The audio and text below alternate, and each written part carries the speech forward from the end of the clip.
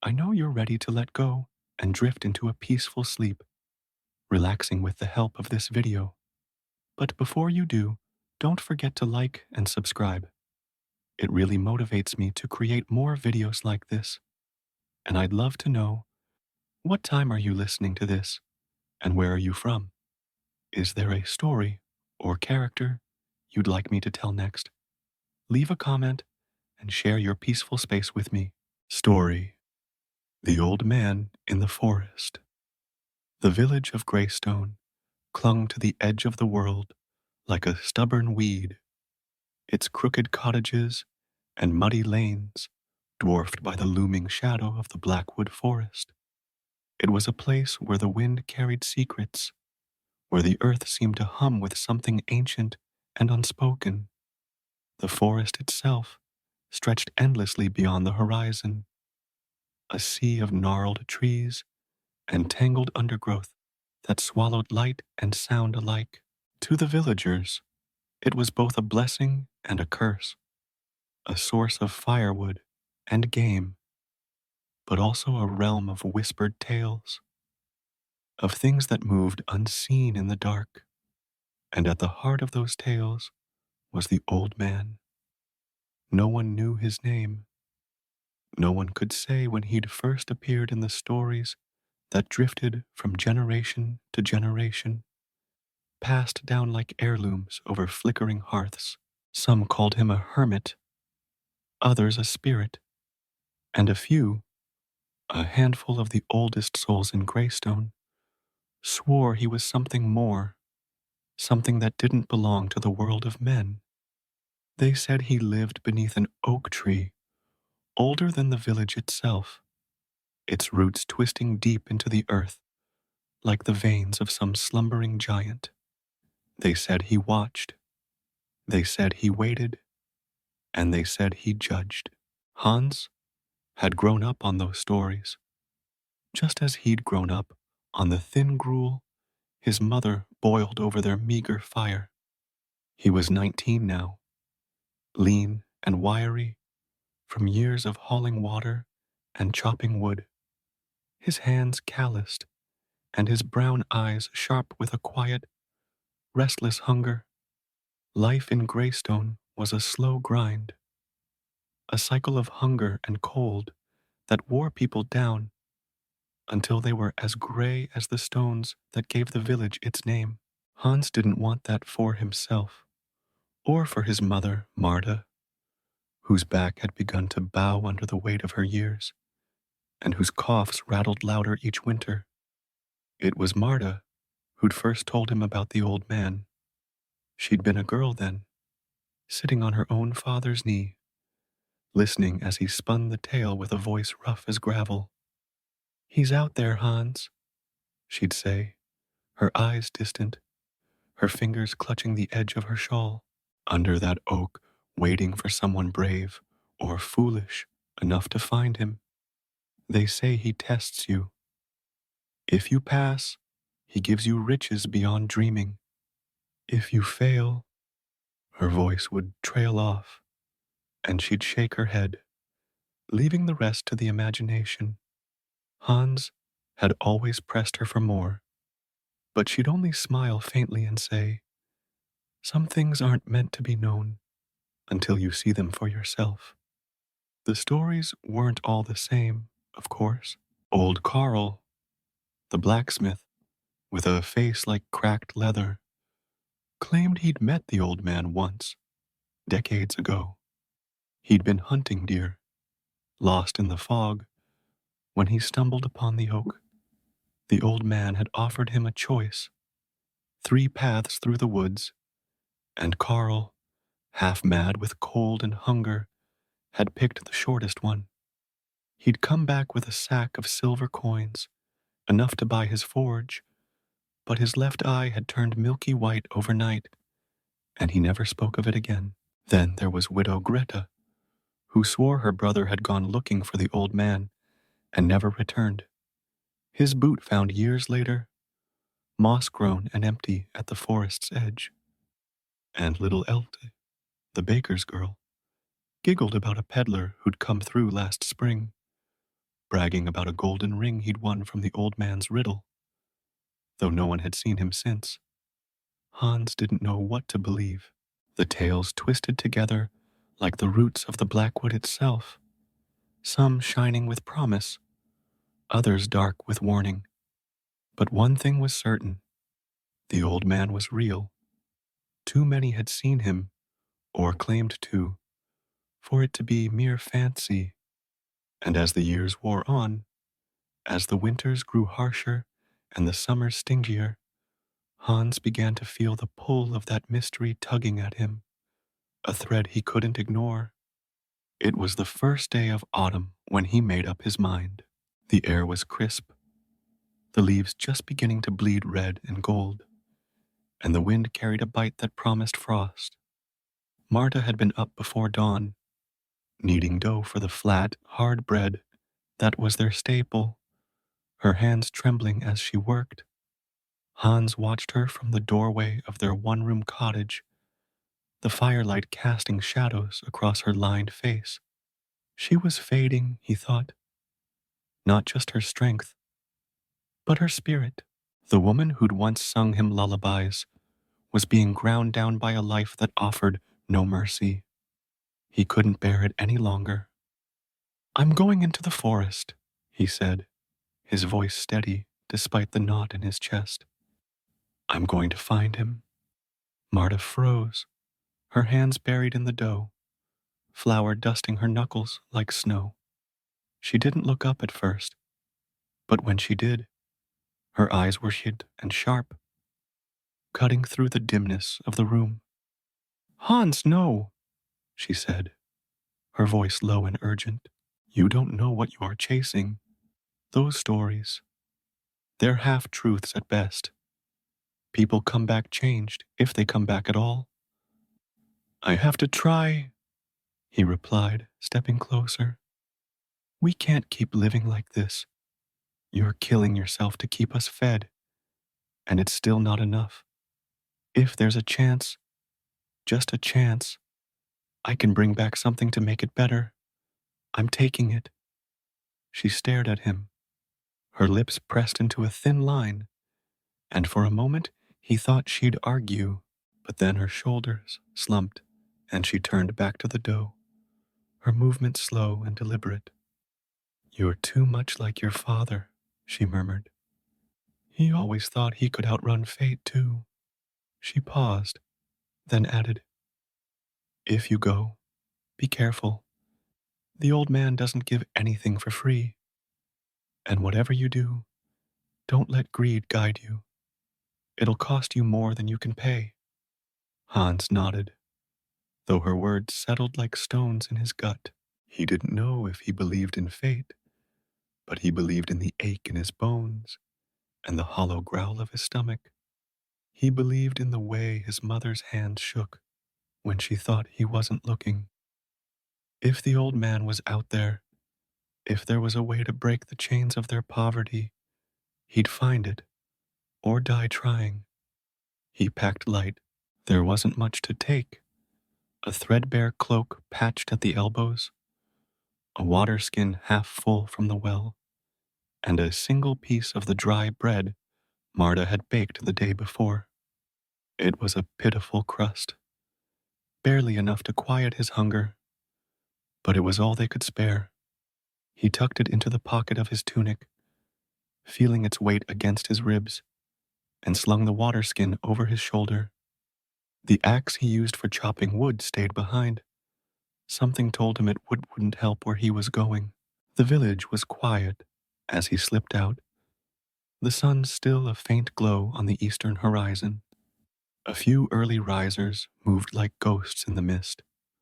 Old Carl stoking his forge, the miller's boy hauling sacks of grain. But no one paid Hans much mind. He was just another shadow in a place where shadows were common.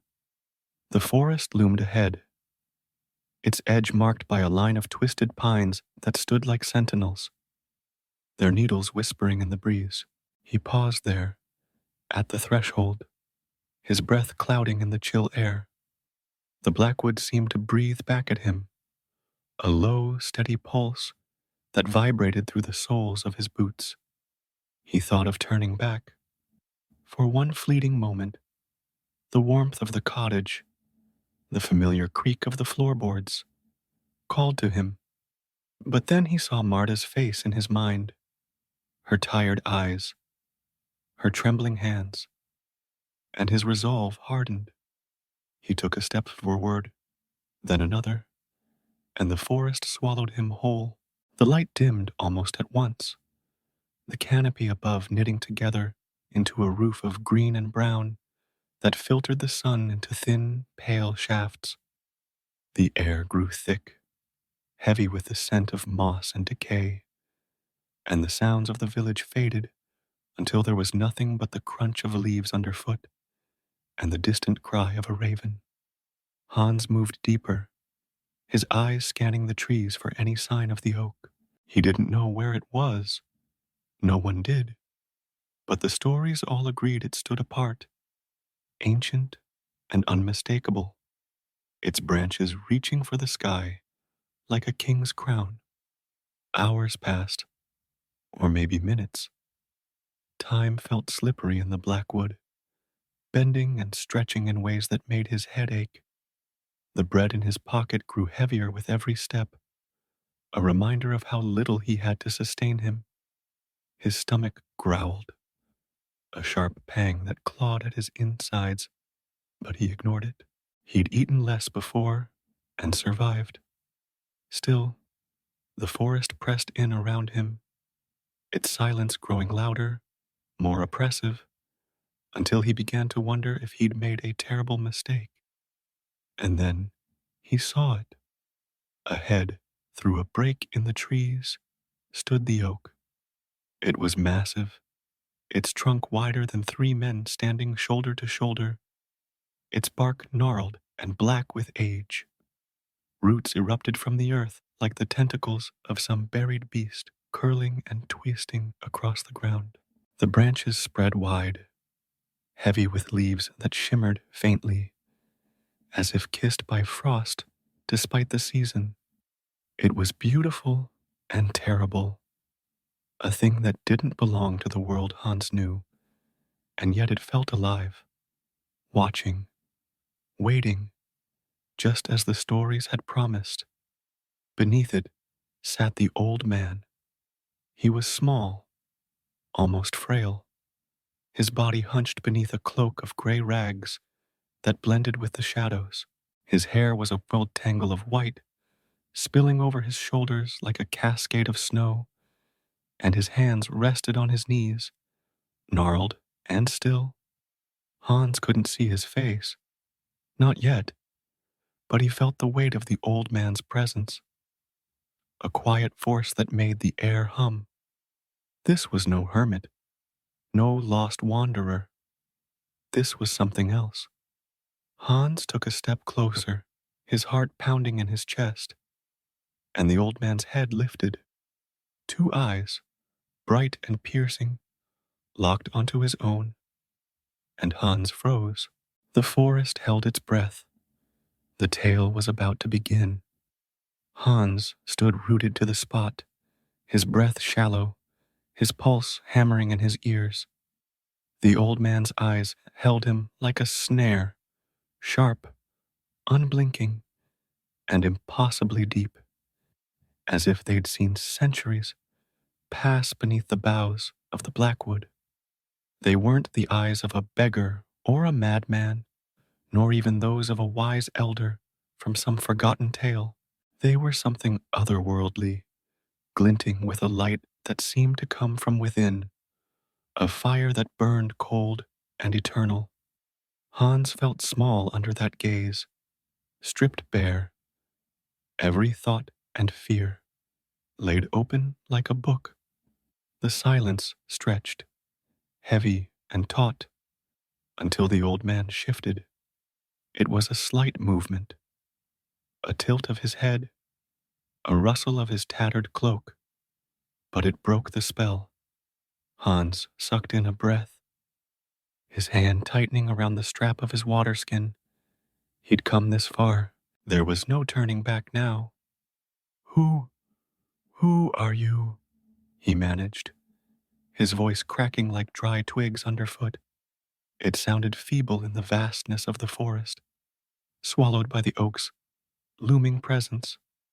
The old man didn't answer at first. He rose slowly, unfolding himself from the ground with a grace that belied his frail frame. Up close, Hans saw the lines etched into his face, deep furrows that mapped a life longer than any mortal's. Yet his movements were steady, deliberate. The cloak hung loose around him, its edges frayed and stained with earth, but it shimmered faintly in the dim light, as if woven from something finer than wool. He stood no taller than Hans, yet he seemed to tower, a figure carved from the forest itself. I am the one who waits, the old man said at last. His voice was low, resonant, carrying a weight that vibrated through the air. It wasn't loud, but it filled the space between them, sinking into Hans's bones. And you are the one who seeks. Tell me, boy, what brings you to my tree? Hans swallowed, his mouth dry despite the water skin at his side. He'd rehearsed this moment in his mind 100 times on the trek through the Blackwood, what he'd say, how he'd plead his case. But now, standing here, the words felt clumsy, inadequate. He thought of Marta, her trembling hands kneading dough, her cough echoing through their drafty cottage. He thought of the hunger that gnawed at them both, the winters that stole more than they gave. He straightened his shoulders, meeting the old man's gaze as best he could. I'm Hans, he said. I come from Greystone. My mother, she's sick and we've got nothing left. I heard the stories about you. They say you can give riches, that you reward those who find you. I don't need much, just enough to keep her alive, to give her a life that isn't all work and pain. That's what I want. The old man tilted his head again, studying Hans with an intensity that made his skin prickle. For a moment, Hans thought he saw a flicker of something in those eyes. Amusement, perhaps, or pity, but it was gone as quickly as it came. The old man stepped closer, his bare feet silent against the mossy ground, and Hans caught a faint scent, not the rot of the forest, but something crisp and clean, like rain on stone. You speak of want, the old man said, his voice curling around the words like smoke. But want is a hungry thing. It grows, it twists. Are you sure you know what you ask? Hans frowned, unease creeping up his spine. I'm not here for greed, he said, echoing Marta's warning. I don't want gold to hoard or a castle to lord over. Just enough. That's all.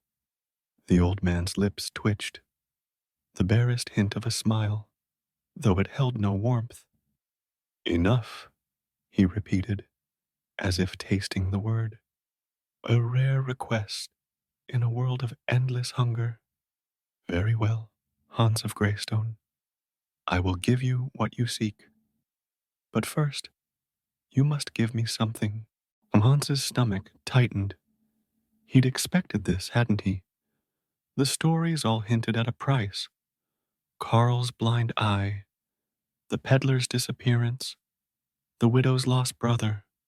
He reached for his water skin, fumbling with the strap. I don't have much, he said, holding it out. Water if you're thirsty, or... His hand brushed the crust of bread in his pocket, and he hesitated. It was all he had to eat, a lifeline against the long walk back. But the old man's gaze bore into him, and Hans felt a pang of shame at his reluctance. He pulled the bread free, its rough edges crumbling slightly in his grip, and offered it. This too. It's not much, but it's yours. The old man didn't move to take it. He simply watched, his eyes narrowing as if peering through Hans to something beyond. Then, slowly, he reached out, not for the water skin, but for the bread. His fingers, gnarled as the oak's roots, closed around it, and Hans noticed how cold they were, brushing against his own. The old man held the crust up, turning it in the faint light, inspecting it as if it were a jewel. A small thing, he murmured, almost to himself, yet given freely, curious. He broke the bread in two, the snap loud in the stillness, and handed half back to Hans. Eat, he said, his tone a command. Hans blinked, caught off guard. But I... Eat, the old man repeated, sharper now, and there was no arguing with that voice. Hans took the piece, its edges rough against his palm, and bit into it. The bread was dry, tasteless, but it filled the hollow in his stomach, easing the ache he'd ignored for hours. The old man ate his half in silence, chewing slowly, his eyes never leaving Hans's face. When he finished, he brushed the crumbs from his hands and nodded, as if some unspoken test had been passed. Come, he said, turning toward the oak. Your reward lies deeper. Hans hesitated, the bread still heavy in his throat. Deeper? He asked. Where? The old man didn't answer. He moved toward the tree, his cloak trailing behind him, and as he reached the trunk, he raised a hand. The air shimmered, a ripple like heat rising from a fire, and the bark of the oak seemed to part, not with a sound, but with a feeling, a shift in the world that Hans couldn't explain. Beyond it lay darkness, a tunnel sloping downward into the earth, its walls glistening with moisture. The old man stepped inside, his form swallowed by the shadows, and his voice drifted back, faint but clear. Follow, if you dare. Hans's heart thudded against his ribs. Every instinct screamed at him to run, to drop the water skin, to flee back to Greystone and the safety of the cottage. But then he thought of Marta again, her frail frame bent over the fire, and the fear gave way to something harder, something resolute. He adjusted his cloak, took a deep breath, and stepped into the dark. The tunnel was cold, the air damp and thick with the smell of soil and stone. The walls pressed close, slick under his fingers as he steadied himself, and the light from the oak's entrance faded quickly, leaving only the old man's silhouette ahead. Hans followed, his boots slipping on the uneven ground, his breath fogging in the chill. The path twisted downward, deeper into the roots of the Blackwood, and with every step, the weight of the earth above seemed to grow, pressing against his chest. They walked in silence, the only sound the drip of water somewhere distant, and the soft shuffle of the old man's steps. Hans lost track of time. Minutes, hours. It didn't matter. The tunnel felt endless, a descent into a place no story had prepared him for. And then, abruptly, it opened. He stumbled into a cavern, vast and echoing, its ceiling lost in shadow. The walls glowed faintly, streaked with veins of some luminescent stone that cast a pale, eerie light. At the center stood three objects, rusted, ancient, yet gleaming with an unnatural sheen.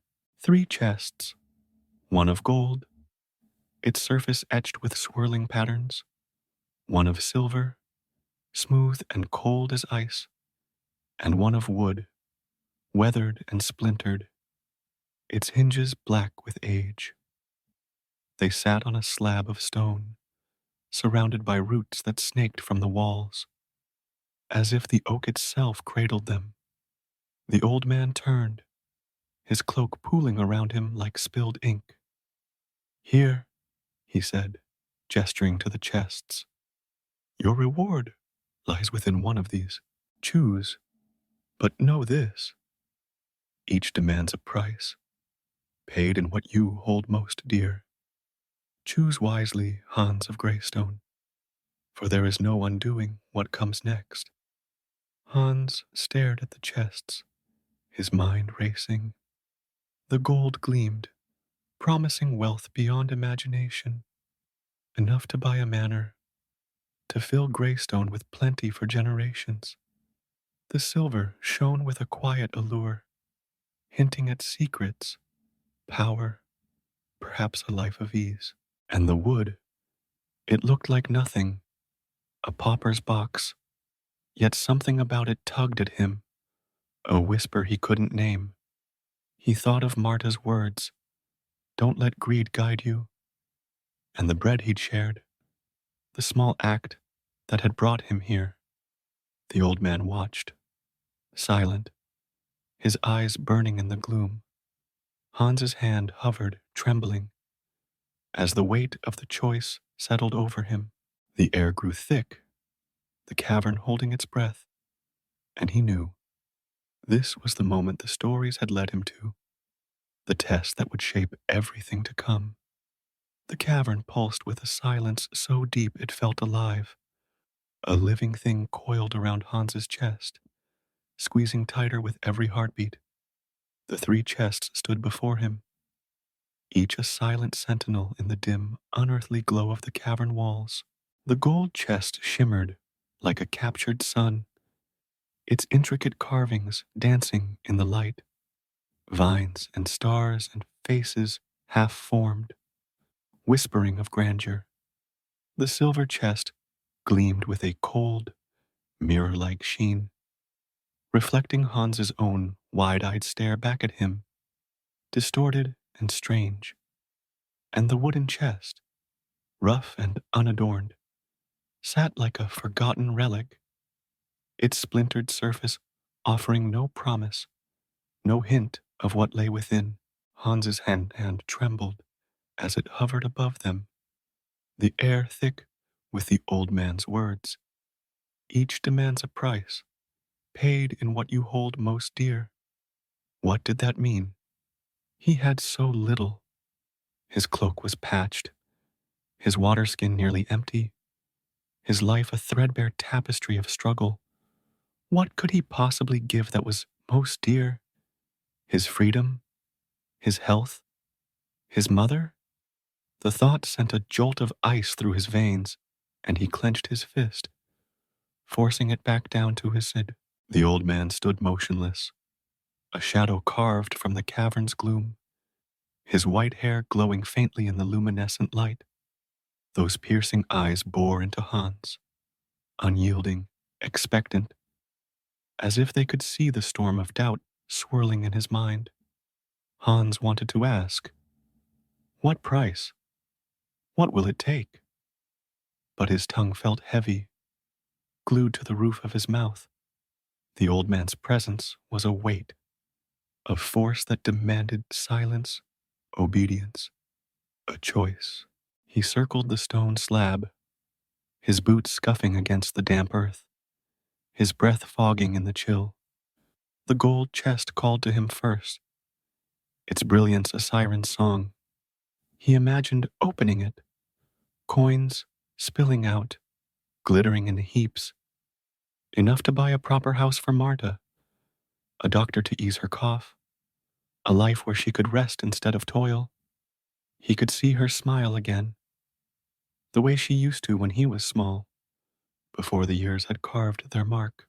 But then he remembered Carl, the blacksmith, his milky eyes staring blankly into the forge. A price. What had Carl given for his silver? His sight? His peace? Hans stepped back, his gaze shifting to the silver chest. It was quieter, subtler, but no less alluring.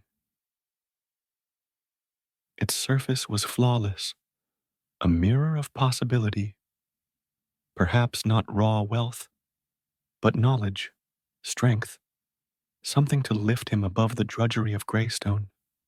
He could be more than a woodcutter's son, more than a shadow in a dying village. Yet the widow's voice echoed in his memory. Her brother, lost forever, his boot a mossy tombstone. Was that the cost of silver? A life traded for power? And then there was the wood. It squat there, unassuming, almost pitiful next to its gleaming kin. Its hinges were rusted, its planks warped, as if it had been pulled from the earth rather than crafted. It offered no visions of glory, no dreams of escape. But something about it gnawed at him, a quiet pull, a flicker of instinct he couldn't shake. It reminded him of the bread he'd shared, the small, honest act that had brought him here. It reminded him of Marta's warning, don't let greed guide you. Was this the test? To choose humility over ambition, simplicity over splendor? The old man's voice cut through his thoughts, sharp as a blade. Time slips, boy. The forest does not wait. Hans flinched, his head snapping up. The cavern seemed to tighten, the roots along the walls twitching faintly, as if alive, impatient. He felt the pressure building, a tide rising in his chest. Fear, hope, desperation crashing together. He had to choose. Now. He reached for the gold chest, his fingers brushing its warm surface, and for a moment he let himself dream. But the dream soured. Visions of Marta's face, replaced by Karl's blind stare, the widow's hollow grief. He pulled back, shaking his head, and turned to the silver. His reflection stared back, pleading, but he saw the peddler in his mind, vanished with his golden ring, and the coldness of the metal bit into his resolve. No, not that either. His eyes settled on the wooden chest. It was nothing, a pauper's prize, a fool's choice. Yet it felt right, in a way he couldn't explain. He thought of the bread again, the way the old man had broken it, shared it, as if testing not his wealth, but his heart. He thought of Marta, her trembling hands, her quiet strength. What was most dear to him? Not his life, not his future. It was her. And if this chest demanded a price, he'd pay it with whatever he had left, as long as it spared her. I choose this one, he said, his voice steady, despite the tremor in his hands. He pointed to the wooden chest, its rough edges stark against the stone. The old man's expression didn't change, but his eyes flared, a spark igniting in their depths. The wood, he said, the words hanging in the air like a judgment. So be it. He stepped forward, his cloak rustling, and laid a hand on the chest. The air shivered, a low hum rising from the earth, and the roots along the walls began to writhe, curling inward like fingers closing around a prize. Hans's breath caught as the old man lifted the lid, the hinges groaning in protest.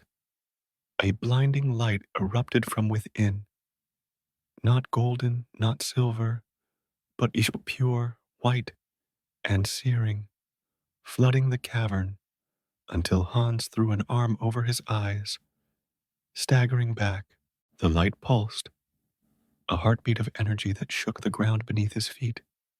He heard a sound, a roar, a whisper, a song, all at once, weaving through the air, tugging at his senses. His skin prickled, his hair standing on end, and for a moment, He thought he'd made a terrible mistake. The price? What was it? His sight? His soul? His mother's life? Panic clawed at him, but he couldn't move, couldn't scream, pinned by the force of the light. And then it stopped.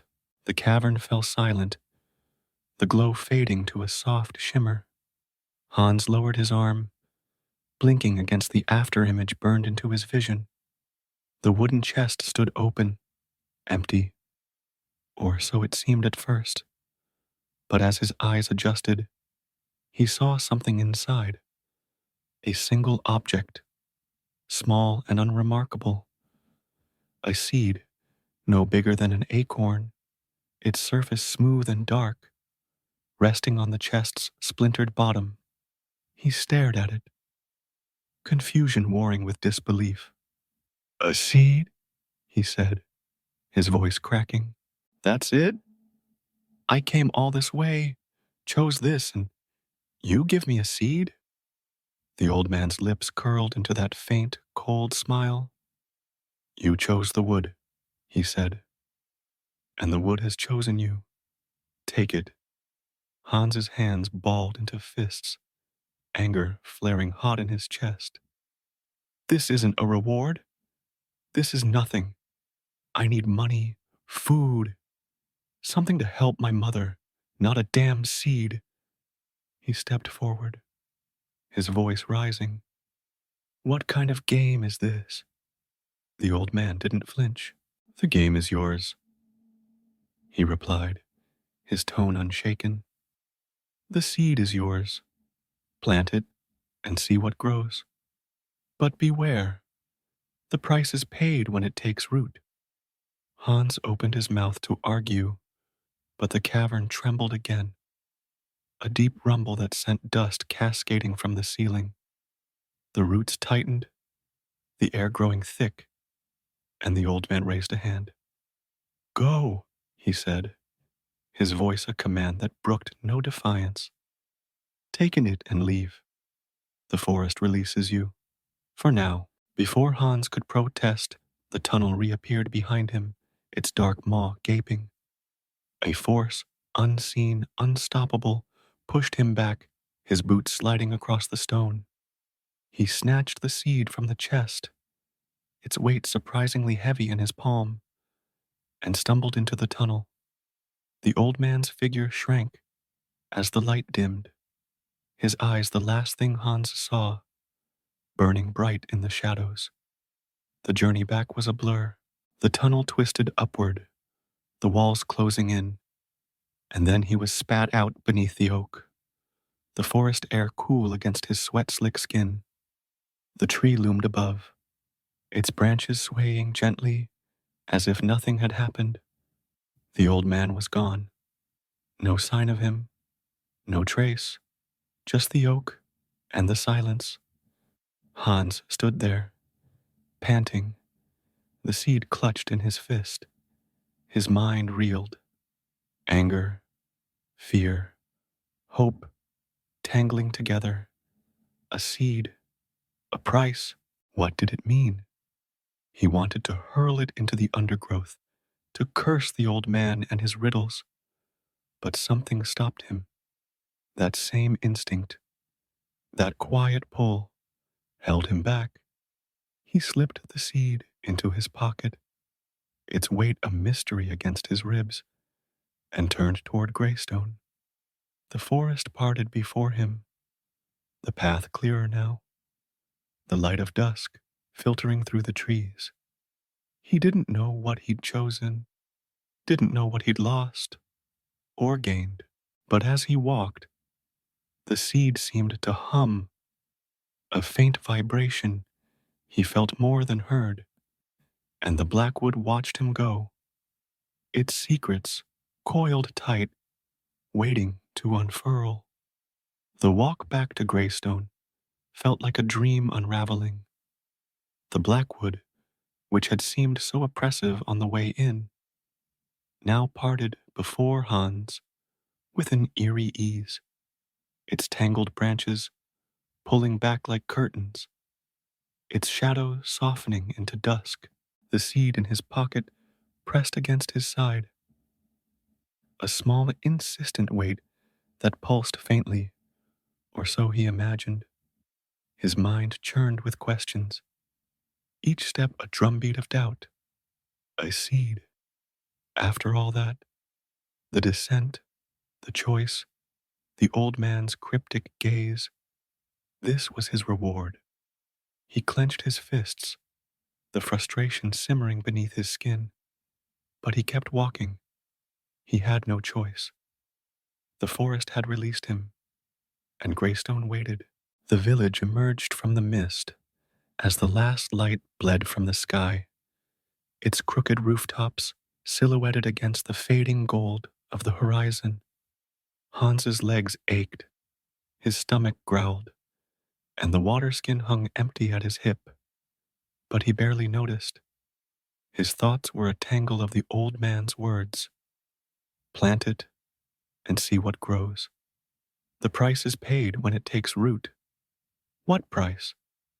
What could a seed possibly demand? He'd expected gold, silver, something tangible, not this riddle wrapped in a husk. Marta was waiting when he pushed open the cottage door. She sat by the fire, her shawl pulled tight around her shoulders, her hands idle for once. No dough, no mending, just stillness. The flickering light carved deep shadows into her face, making her look older, frailer than he'd ever seen. She looked up as he entered, her eyes widening with a mix of relief and fear. Hans, she breathed, rising unsteadily. You're back? I thought. Her voice broke, and she crossed the room, pulling him into a fierce embrace. He felt her tremble against him, her thin frame fragile as a bird's. What happened? Did you find him? He nodded, stepping back, his hand slipping into his pocket. I found him, he said, his voice rough with exhaustion. Under the oak, just like the stories. He gave me this. He pulled out the seed, holding it up between his fingers. It caught the firelight, its dark surface glinting with a subtle sheen, almost alive. Marta frowned, leaning closer. A seed? She said, her tone laced with disbelief. That's all? After everything? Hans's jaw tightened. That's what I said. He told me to plant it, said it's my reward, but there's a price.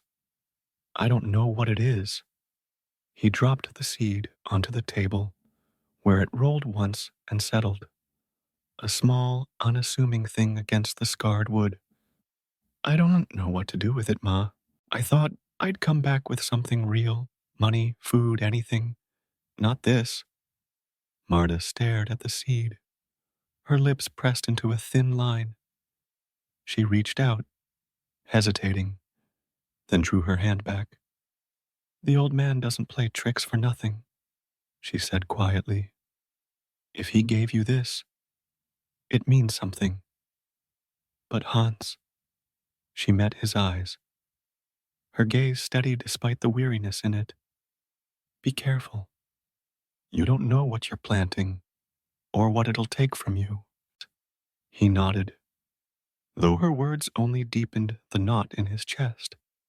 He sank onto a stool, the day's weight crashing over him. Hunger, cold, the ache of uncertainty. Marta shuffled to the hearth, ladling a thin broth into a bowl. It was barely more than water and scraps, but she pressed it into his hands, and he drank it down, the warmth of fleeting comfort. They sat in silence, the fire crackling, the seed a silent presence between them. That night, Hans couldn't sleep.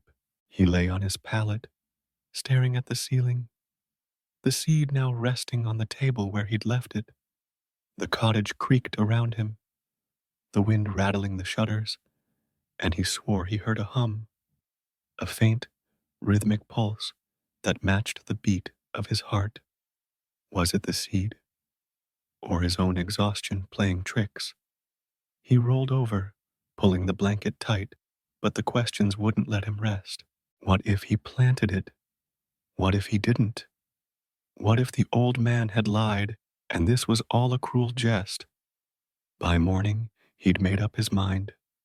He couldn't carry the seed like a burden forever, wondering. He had to know. The patch of earth behind the cottage was small, a barren square where nothing grew but weeds. Hans knelt there as the sun rose, the air crisp with the promise of frost. Marta watched from the doorway, her shawl clutched tight, her face unreadable. He dug a shallow hole with his hands, the soil cold and hard, and dropped the seed in. It landed with a soft thud darker than the earth around it, and for a moment he hesitated. The old man's warning echoed. The price is paid when it takes root. But he'd come too far to stop now. He covered it with dirt, patted it down, and stood, brushing his hands on his tunic. Nothing happened. He waited, the minutes stretching into an hour, the sun climbing higher. Marta joined him, her silence a comfort, but the ground stayed still. No sprout, no glow, no sign of anything. Hans's shoulders slumped, a bitter laugh escaping him. A fool's errand, he muttered. I should have known. But as he turned to go inside, the earth trembled. It was subtle at first, a quiver beneath his feet, like a distant footfall. Then it grew, a low rumble that shook the cottage, rattling the pots on the shelf. Marta gasped, grabbing his arm, and Hans spun back to the patch. The soil cracked, a thin line splitting open, and from it emerged a shoot, green, impossibly fast, unfurling upward with a speed that defied nature. It thickened as it rose, twisting into a sapling, then a tree, its bark dark and smooth, its branches spreading wide. Within moments, it towered over the cottage, its leaves shimmering with that same faint frost-like glow he'd seen on the oak. Hans stumbled back, his heart pounding. What? He started, but the words died as the tree shuddered, its roots bursting from the ground, curling around the barren patch like a nest. And then, at its base, something appeared, a shimmer, a ripple in the air. The ground parted again, and up rose a chest. Not gold, not silver, but wood, polished and new, its lid carved with the same swirling patterns he'd seen in the cavern. Marta clutched his arm tighter. Hans, what have you done? He didn't answer. He stepped forward, drawn by the chest, his hand shaking as he knelt beside it.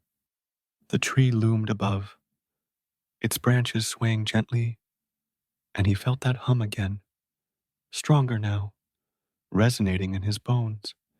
He lifted the lid, and a soft light spilled out, not blinding, but warm, golden, inviting. Inside lay a bounty, coins, yes, but not a fortune, just a modest pile, enough for a year's comfort. Beside them were sacks of grain, jars of honey, a folded blanket of fine wool. It was simple, practical, exactly what he'd asked for, enough to ease Marta's burden, to give her rest. He turned to her, a grin breaking across his face. Ma, look, it's real, it worked. But her eyes weren't on the chest. They were on the tree, wide with something like dread.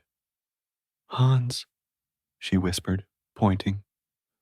Look at the roots. He followed her gaze, and his grin faded. The roots, thick and black, had spread beyond the patch, snaking toward the cottage. They coiled around the foundation, sinking into the earth, and as they did, the walls began to groan. Cracks spiderwebbed up the stone, dust falling from the roof.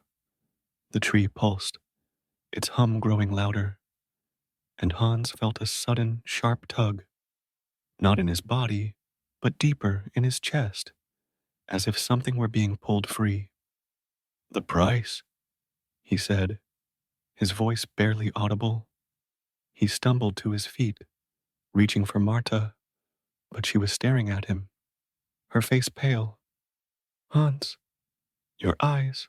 He touched his face, confused, then caught his reflection in the waterskin's metal cap, lying forgotten on the ground.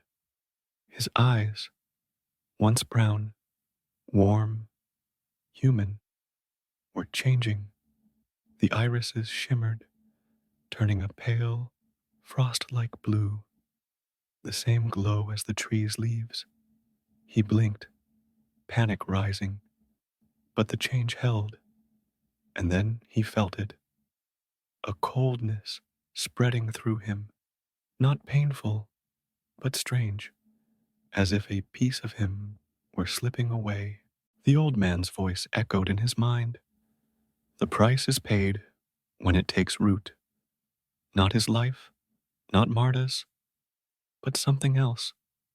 His humanity, his warmth. He didn't know, not yet. The tree stood tall, its chest open, its roots tightening their grip, and Hans realized the truth. The reward was his, but so was the cost, woven into the very thing he'd planted. Marta pulled him close, her arms trembling but firm. "We'll figure it out," she said, her voice steady despite the fear in her eyes.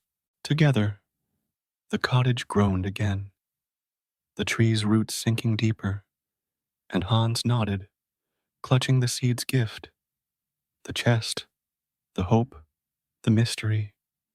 The old man had kept his word, but the story wasn't over. Not yet. Dưới đây là phần 5 của câu chuyện The Old Man Beneath the Oak. Ông lão dưới cây soi. Phần cuối cùng tiếp nối từ phần 4. Phần này sẽ kết thúc câu chuyện một cách trọn vẹn, sâu sắc, với thông điệp rõ ràng và dư âm mạnh mẽ, đồng thời giữ được sự lôi cuốn và nhất quán, độ dài khoảng 200-600 từ, bằng tiếng Anh Mỹ.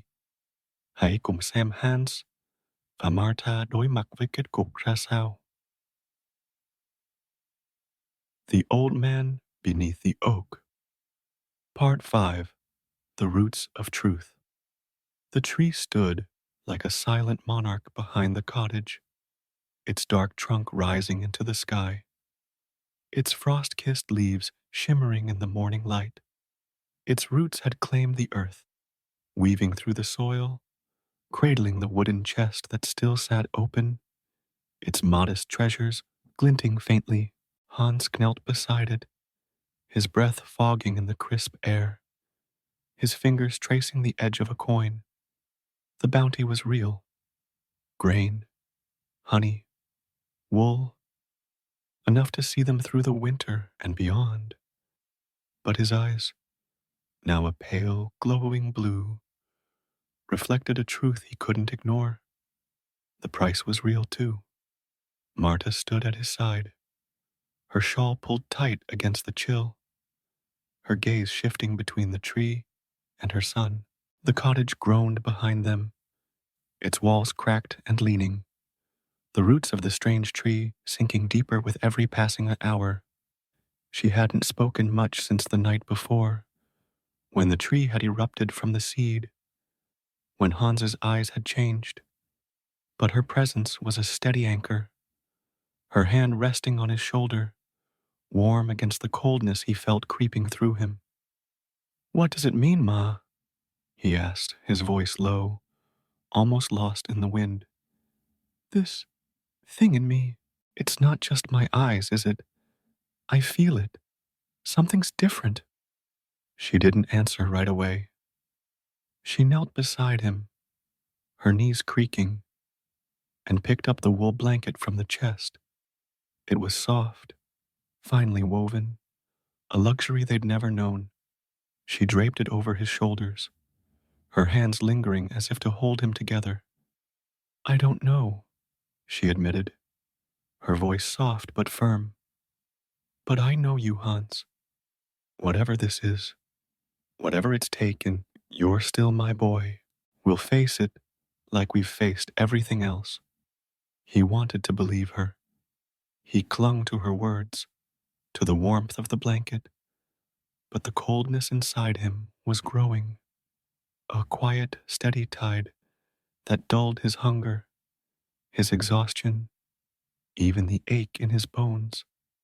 It wasn't pain, not exactly, but a distance, as if a piece of him were drifting away, tethered to the tree that now dominated their lives.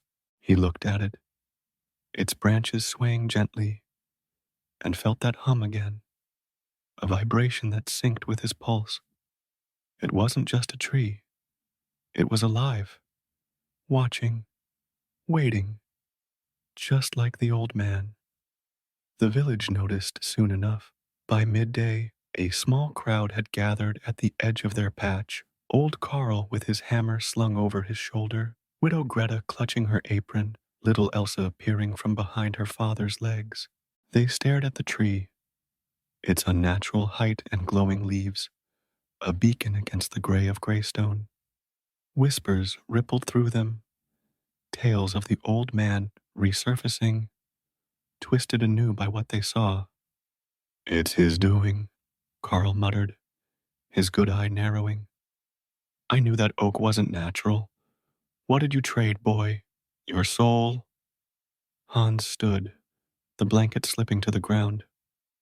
I didn't trade anything, he snapped, though the words felt hollow. I chose what he offered.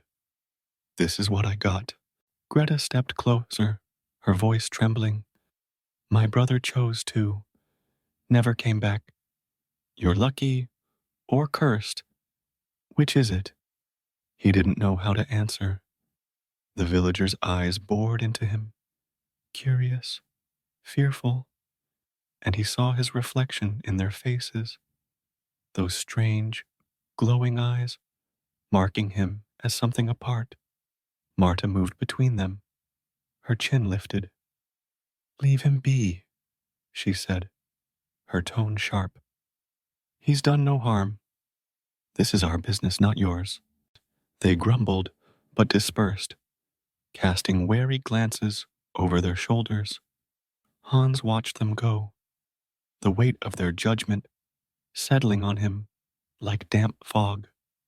He turned back to the tree, its roots now curling around the cottage's doorstep, and felt a pull, a need to understand, to finish what he'd started. That night, he returned to the Blackwood. He didn't tell Marta. She'd have stopped him or tried to, and he couldn't bear the worry in her eyes. He waited until she slept, her breathing shallow but steady, then slipped out with the water skin refilled and the blanket tied around his shoulders. The village was dark, the forest darker still, but his eyes, those new, glowing eyes, cut through the shadows with ease. He saw every twig, every leaf, as if the night itself had bent to his will. The coldness in him sharpened, guiding him back to the oak. It stood as he'd left it, massive and ancient, its branches a crown against the stars.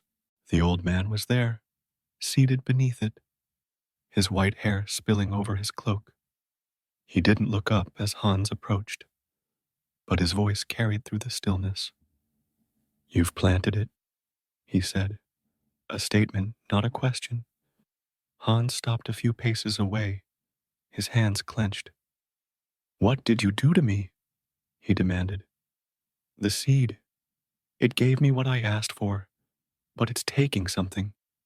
My eyes, I don't know what. Tell me what it is. The old man rose, his movements fluid, and faced him. Those piercing eyes met Hans's, and for the first time, Hans saw a mirror, his own glow reflected in the old man's gaze. You chose the wood, the old man said. The wood is truth. It gives what you need, not what you want, and it takes what you cling to. Your warmth, your frailty, your mortal shell. You're bound to it now, as I am to this oak. Hans's breath caught, bound. You mean I'm like you? The old man's smile was faint, bittersweet. Not yet, but you will be. The tree grows, and so does its hold. It feeds on your humanity, bit by bit, until you're part of it. Eternal, unchanging, a guardian of its gifts. That's the price. Not death, not loss, but transformation. Hans staggered back, the words sinking in. I didn't ask for this, he said, his voice rising. I wanted to help my mother, not become whatever you are. You asked for enough, the old man replied, unmoved. And enough is what you received. The chest is yours, the tree is yours, and the years ahead are hers.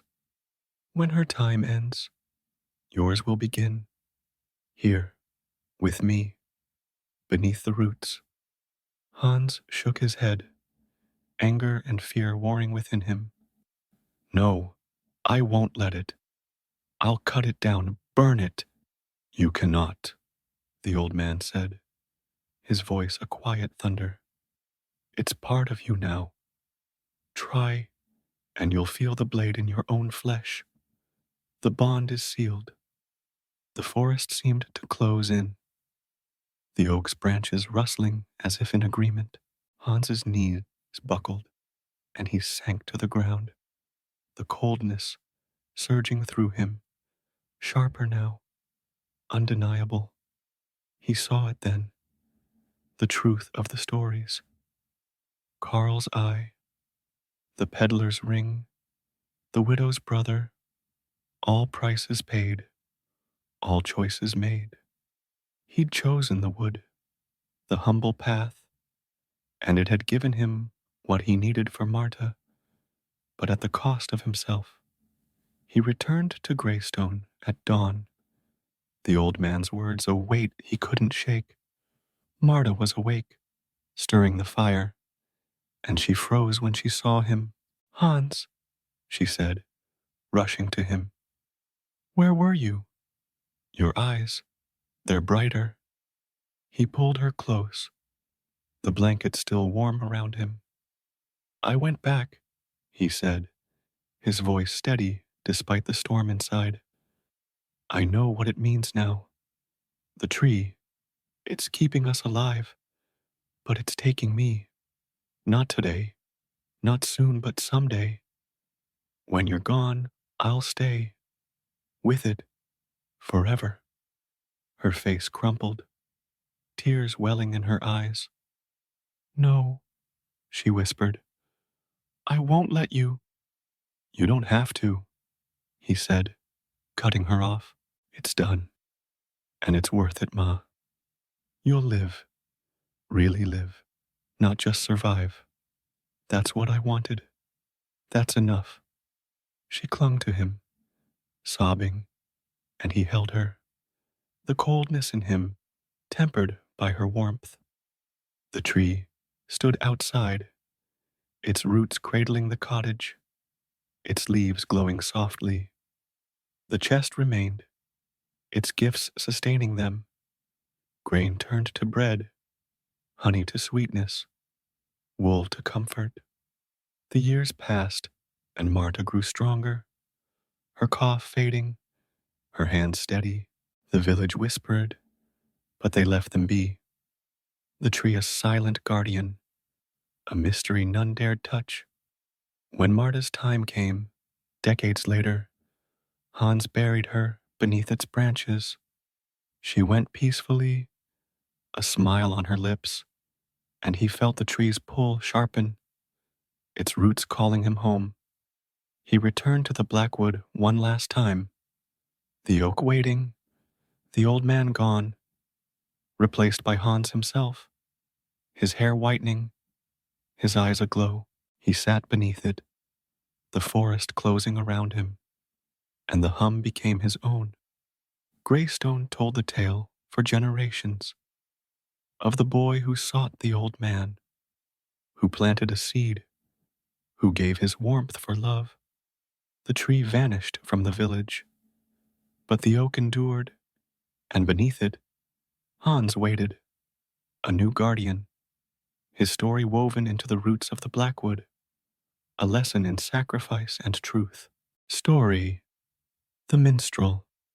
The hills of Tennessee rolled out like a patchwork quilt under the late autumn sun, stitched together with threads of gold and crimson where the leaves had turned. It was a land of quiet beauty, where the wind sang through the pines and the rivers carved slow, winding paths through the earth. Tucked into a corner of this wild country was Pine Hollow, a speck of a town that clung to the edge of the wilderness like a stubborn weed. It wasn't much, just a handful of clapboard houses, a general store with a sagging porch, and a tavern called the Rusty Nail, where the locals gathered to swap stories and drown their troubles in cheap whiskey. The air smelled of wood smoke and damp soil, and the days passed slow, marked by the creak of rocking chairs and the distant howl of a coyote at dusk. Into this quiet world wandered Eli Carter, a man who carried his weave on his back and his heart in his hands. Eli was lean and wiry, with a frame that spoke of too many nights sleeping under the stars and too few meals worth calling a feast. His hair was a tangle of brown, sun-bleached at the ends, falling into eyes that were thus a deep, thoughtful hazel, eyes that saw more than they let on.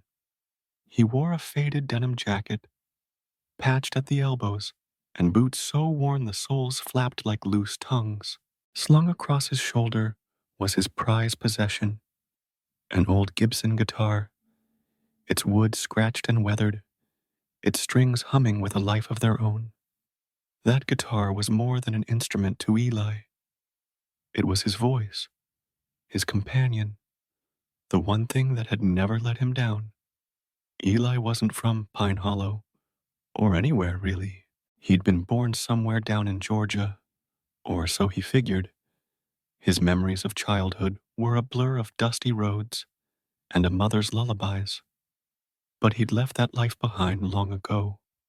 Now he roamed, a minstrel in a world that didn't much care for minstrels anymore, playing for pennies or a plate of beans, wherever folks would listen.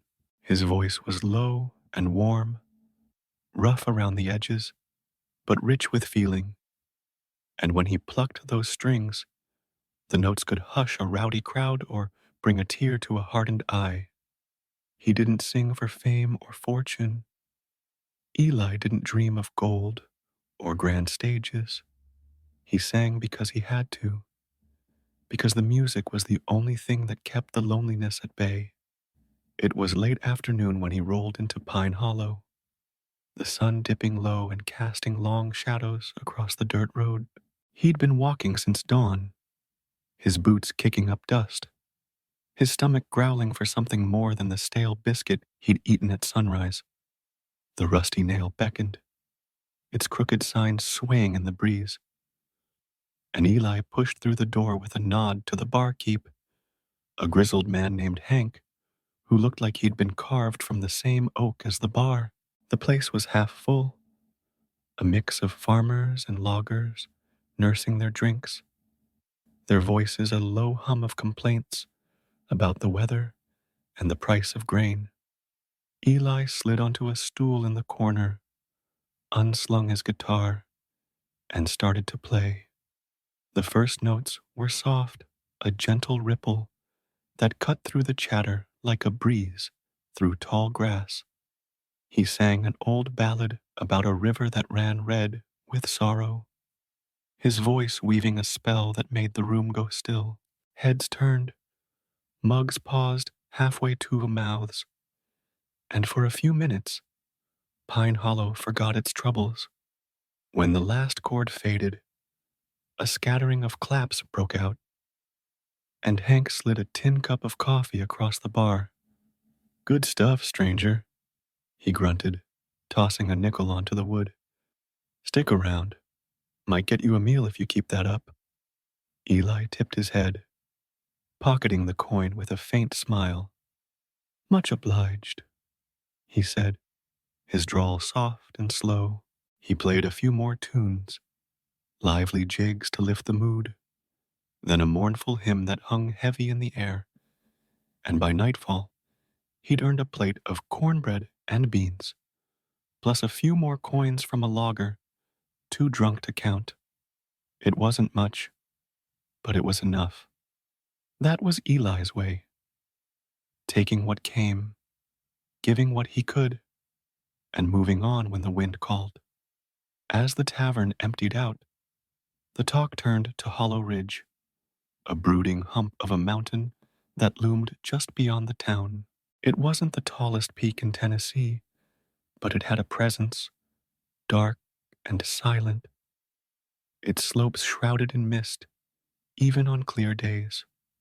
The locals avoided it, their voices dropping when it came up. Haunted, one man muttered, swirling his whiskey. Heard cries up there once. Sounded like a woman, but weren't no one around. Another nodded, leaning close. My pa said it's cursed. Something bad happened long ago, and the mountain's been mad ever since. Hank snorted, wiping the bar. Bunch of nonsense. Just a pile of rockin' and trees. Ain't nothing up there but wind and ghosts of old stories. Eli listened, his fingers resting on the guitar strings, his hazel eyes glinting with something like curiosity. He'd heard tales like that before. Every town had its spook story, its patch of land folks swore was touched by the devil or worse. He didn't put much stock in them, but Hollow Ridge stuck with him, a itch he couldn't scratch.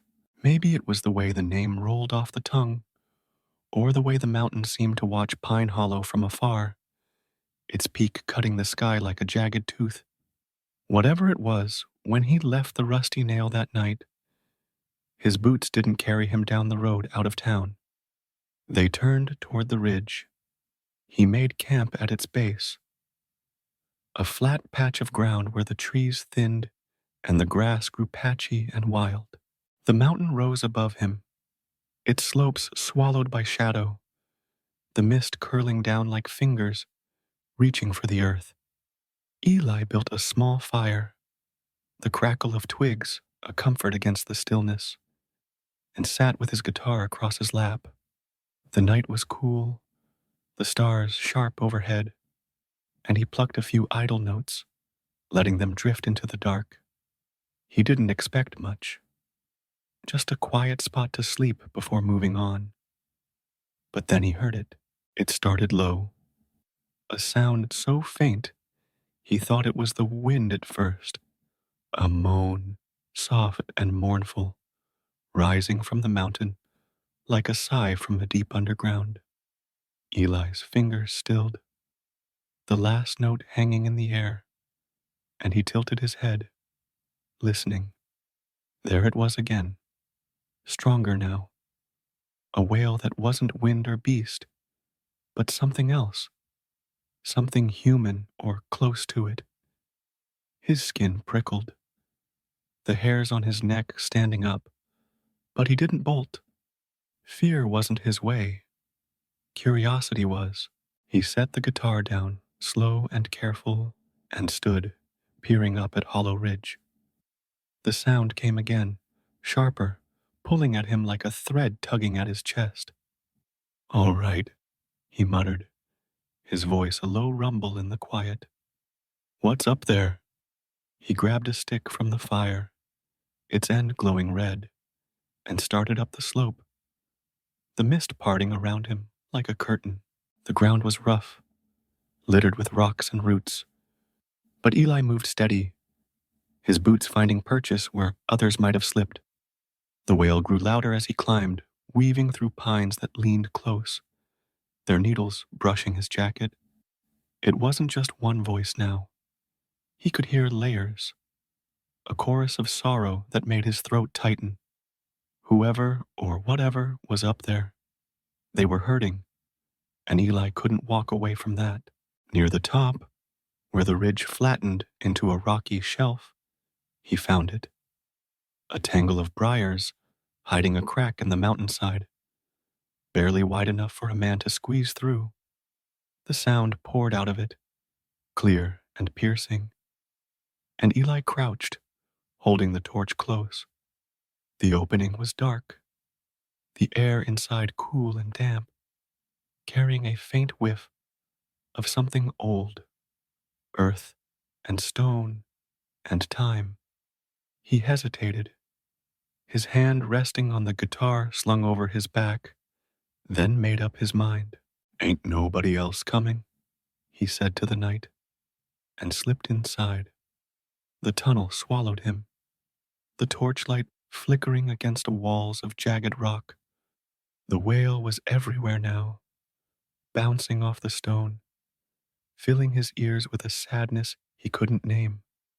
Eli moved slow, his boots scuffing the dirt, his breath fogging in the chill. The passage twisted, narrowing then widening, until it opened into a small chamber. There, carved into the rock, was a door, smooth and ancient, etched with symbols he didn't recognize, worn by years beyond counting. The sound came from behind it, a plea wrapped in despair, and Eli reached out, his fingers brushing the cold stone. The door trembled, a low hum rising from it, and then it swung open, slow and heavy, revealing a deeper darkness. A voice, cold, sharp, not part of the wail, cut through the air. "Only one who bears music may pass," it said, echoing in his skull. "Enter and face the curse." Eli froze, his torch casting wild shadows, his heart thudding hard. He didn't know what lay ahead.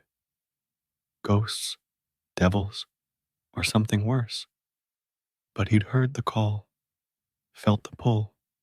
He tightened his grip on the guitar, the wood warm against his palm, and stepped through. The chamber closed behind him, the door sealing with a groan, and Eli Carter, minstrel of the open road, stood alone in the belly of Hollow Ridge. The wail surrounded him, a song of its own, and he knew, whatever waited, it'd be his music that faced it down.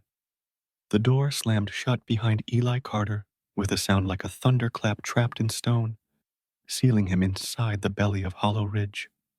The torch in his hand flickered, its red glow dancing wild against the jagged walls, casting shadows that twisted and stretched like living things. The air was cold and thick, heavy with the scent of damp earth and something older, something that smelled of rot and secrets kept too long. The wail that had drawn him here filled the chamber now, a chorus of voices woven together in a tapestry of grief, rising and falling like waves against a rocky shore. Eli stood still, his boots planted firm on the uneven floor, his heart pounding a rhythm that matched the hum of his guitar strings. He'd walked into something bigger than a campfire ghost story, and there was no turning back. He raised the torch higher, squinting into the dark. The chamber was small, its ceiling low and crusted with roots that dangled like skeletal fingers. The walls were rough, carved by time or hands long gone, and the floor sloped down into a tunnel that stretched deeper into the mountain. The wail came from there, pulling at him, a thread of sound he couldn't ignore. Eli adjusted the guitar on his back, the familiar weight a comfort against the unknown, and took a step forward. "All right," he muttered, his voice a low rasp in the stillness. "Let's see what's crying." The tunnel wound tight, its walls pressing close enough to brush his shoulders, the torchlight barely piercing the gloom. The air grew colder as he went, his breath fogging in faint clouds, and the wail sharpened, splitting into distinct notes, high and keening, low and mournful, a harmony of despair that made his chest ache. He didn't know what he'd find, ghosts maybe, or some trick of the wind. But he'd never been one to run from a sound, not when it called to him like this. His boots scuffed the dirt, the torch spitting embers that hissed against the stone, and he pressed on, the mountain swallowing him deeper with every step. The tunnel opened sudden into a wider space, a cavern vast and echoing, its ceiling lost in shadow. Eli stopped, the torchlight spilling across a floor littered with broken shale and glints of quartz that winked like stars.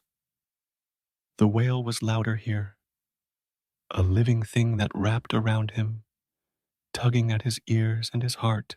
He swung the torch slow, searching, and then he saw them, shapes in the dark, faint and shimmering, hovering just above the ground.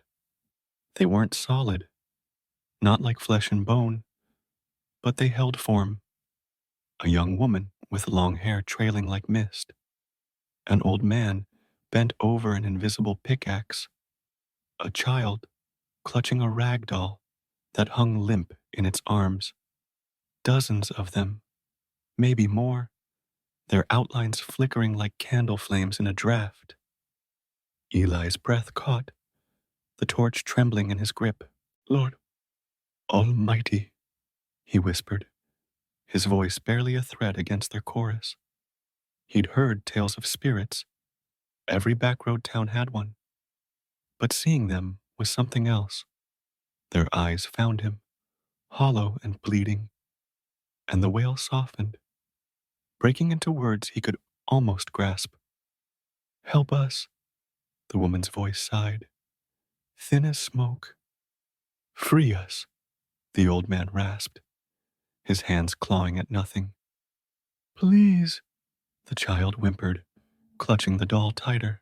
They drifted closer, their forms wavering, and Eli took a step back, his free hand brushing the guitar strings, a reflex that sent a faint twang echoing through the cavern. The sound stopped them, their shapes freezing mid-air, their voices hushing to a murmur. Eli blinked, his mind racing. "You hear that?" he said, louder now, his drawl steadying. He plucked again, a single note that rang clear and true, and the spirits quivered, their eyes widening. "You like music, huh?" He didn't know if they could answer, but the way they stilled told him enough. He lowered the torch, planting it in a crack in the floor, and swung the guitar around, settling it in his hands. "Let's try something then." He started soft, a melody his mama used to hum when he was a boy, a simple tune about a river running free, its waters carrying troubles away. His fingers moved slow over the strings, the notes weaving a thread of warmth into the cold, and his voice joined in, low and rough but steady. The spirits drifted closer, their wails fading to a hum that matched his song, their forms glowing brighter for a moment. Eli watched, his heart lifting. Maybe this was it. Maybe he could sing them out of here. But then the cavern shook, a deep rumble that sent dust raining from the ceiling. The music faltered, his fingers slipping, and a new voice cut through, cold and sharp, like a blade on ice. "Foolish minstrel," it hissed, echoing from everywhere and nowhere. "You think your little songs can break my hold?"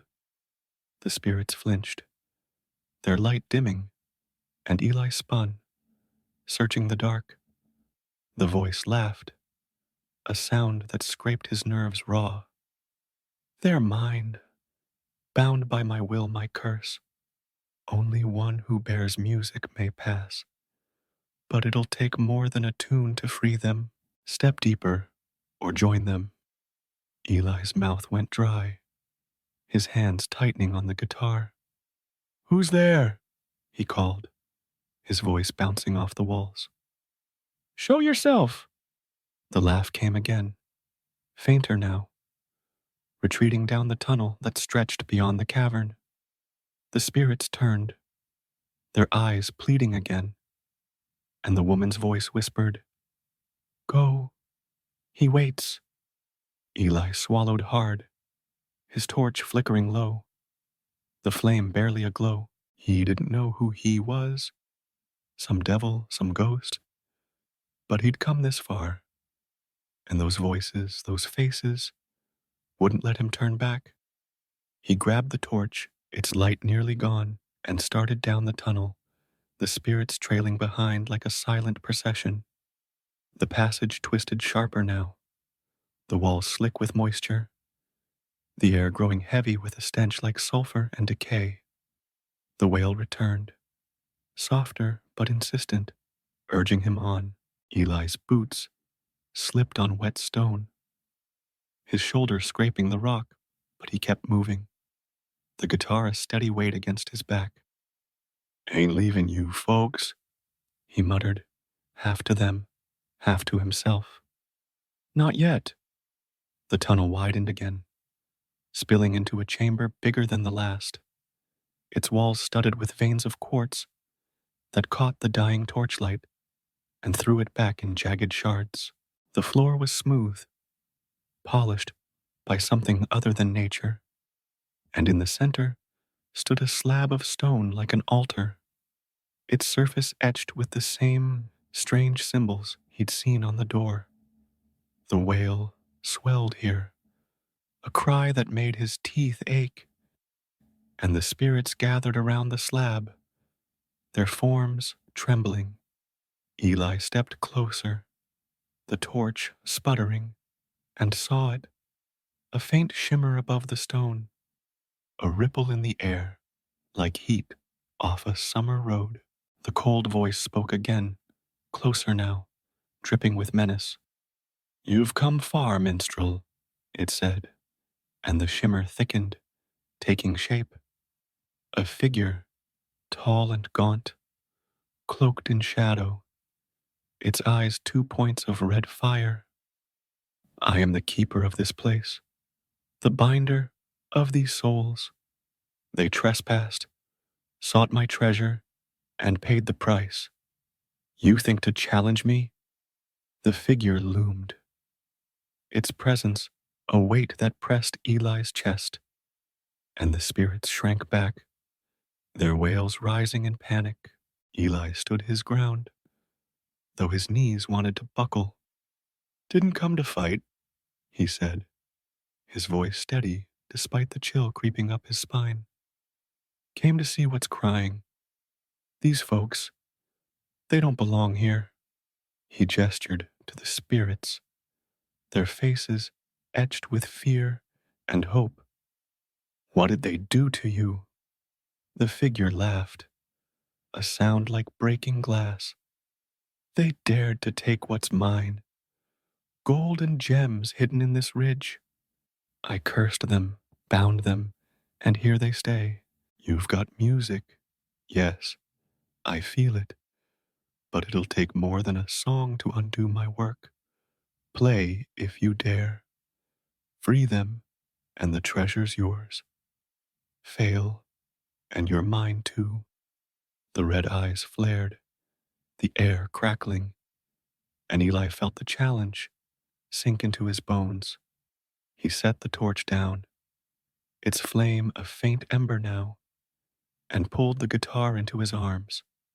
The spirits watched, their wails hushing to a murmur, and the figure hovered, its shadow stretching across the chamber. Eli's fingers brushed the strings, his mind racing. He'd played for drunks and dreamers, for empty roads and starry nights. But this was different. These weren't just listeners, they were prisoners. And that thing, whatever it was, wasn't bluffing. He took a breath, the air sharp in his lungs, and looked at the spirits, the woman, the old man, the child. Hang on, he said soft. I'll get you out. He started to play, a simple chord that echoed off the stone, but the figure laughed again, and the cavern shook, the sound swallowed by a roar of wind. Eli's hands faltered, the notes dying, and he cursed under his breath. This wasn't a tavern crowd. He couldn't just strum and hope. He needed something real, something deep. The figure's eyes burned brighter, its voice a taunt. Weak, it hissed. You'll stay with them, minstrel, forever. Eli clenched his jaw, his hazel eyes narrowing. He didn't know curses or magic, didn't know what held these souls, but he knew music, knew it like he knew his own heartbeat. He'd faced down worse than this. Hunger, cold, nights with no roof, and he'd sung his way through everyone. Not yet, he growled and settled the guitar firm, his fingers finding the strings again. He wasn't leaving, not without a fight. The torch flickered out, plunging the chamber into dark, but Eli didn't stop. The wail rose around him, a plea and a prayer, and he stepped into the challenge, the mountain trembling at his heels. Darkness swallowed the chamber as the torch sputtered out, leaving Eli Carter alone with the hum of his guitar and the wail of the trapped souls.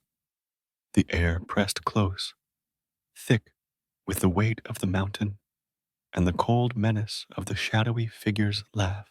Those red eyes glowed in the void, twin embers that tracked his every move, and the spirits' voices rose again, a desperate chorus that clawed at his ears. Eli stood firm, his boots planted on the slick stone, the guitar a lifeline in his hands. He'd stepped into Hollow Ridge on a whim, chasing a sound, but now he was in deep, deeper than any road he'd ever walked, and the only way out was through. The figure's taunt lingered, sharp and biting. Weak, it had said, and the word stung more than Eli cared to admit. He wasn't weak, not in the ways that mattered, but his first fumbling notes had crumbled against the curse like dry leaves in a storm. He tightened his grip on the guitar, its wood warm under his calloused fingers, and took a slow breath, the damp air filling his lungs. All right, he muttered, his voice a low growl in the dark.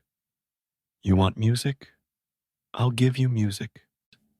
He didn't know what held these souls, didn't know the rules of this game, but he'd faced down worse odds with less, and he wasn't about to let some shadow scare him off.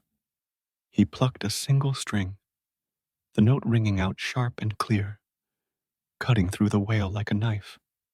The spirits stirred, their faint outlines shimmering in the gloom, and the figure's eyes narrowed, its laugh fading to a hiss. Eli played another, then another, building a slow, steady rhythm that echoed off the quartz-streaked walls. He didn't sing, not yet, just let the strings speak, testing the air, feeling for a crack in the curse. The cavern trembled, a faint rumble that sent pebbles skittering across the floor. and the spirits drifted closer, their forms flickering brighter with each chord. That's it, Eli said soft, his hazel eyes glinting in the dark. Hang on to me. But the figure wasn't done. Fool, it snarled, its voice a whip crack that shook the stone. You strum like a child. These souls are mine, bound by blood and will. Your noise won't free them. The shadow swelled, its edges bleeding into the dark, and a gust of icy wind slammed into Eli, knocking the breath from his chest. His fingers slipped, the guitar falling silent, and the spirit's wails spiked, a cry of fear that made his stomach twist. He stumbled back, catching himself against the altar, the cold stone biting into his palm. The red eyes flared, triumphant, and Eli felt the weight of his doubt creep in. Maybe he couldn't do this. Maybe he'd walked into a trap he couldn't sing his way out of. He shook his head, pushing the thought down. Ain't over yet, he growled, straightening up. He'd played for drunks who'd thrown bottles, for storms that had drowned his voice, for nights so cold, his fingers bled on the strings. This was bigger, sure, but it was still a fight. And Eli Carter didn't back down from fights. He settled the guitar again, his hand steady now, and looked at the spirits, the woman with her trailing hair, the old man with his ghostly pickaxe, the child with its rag doll. They weren't just shadows. They were people, or had been, and they needed him. Tell me, he said, his voice soft but firm. What's holding you? The woman drifted forward, her form flickering like a candle in the wind. Malachi, she whispered, her voice a thread of sound. He cursed us, trapped us here. The old man nodded, his hands clenching around nothing. Stole his gold, we did. Thought we'd be rich. He took our souls instead. The child's whimper cut through, small and sharp. He's still here, won't let us go. Eli listened, his brow furrowing, piecing it together.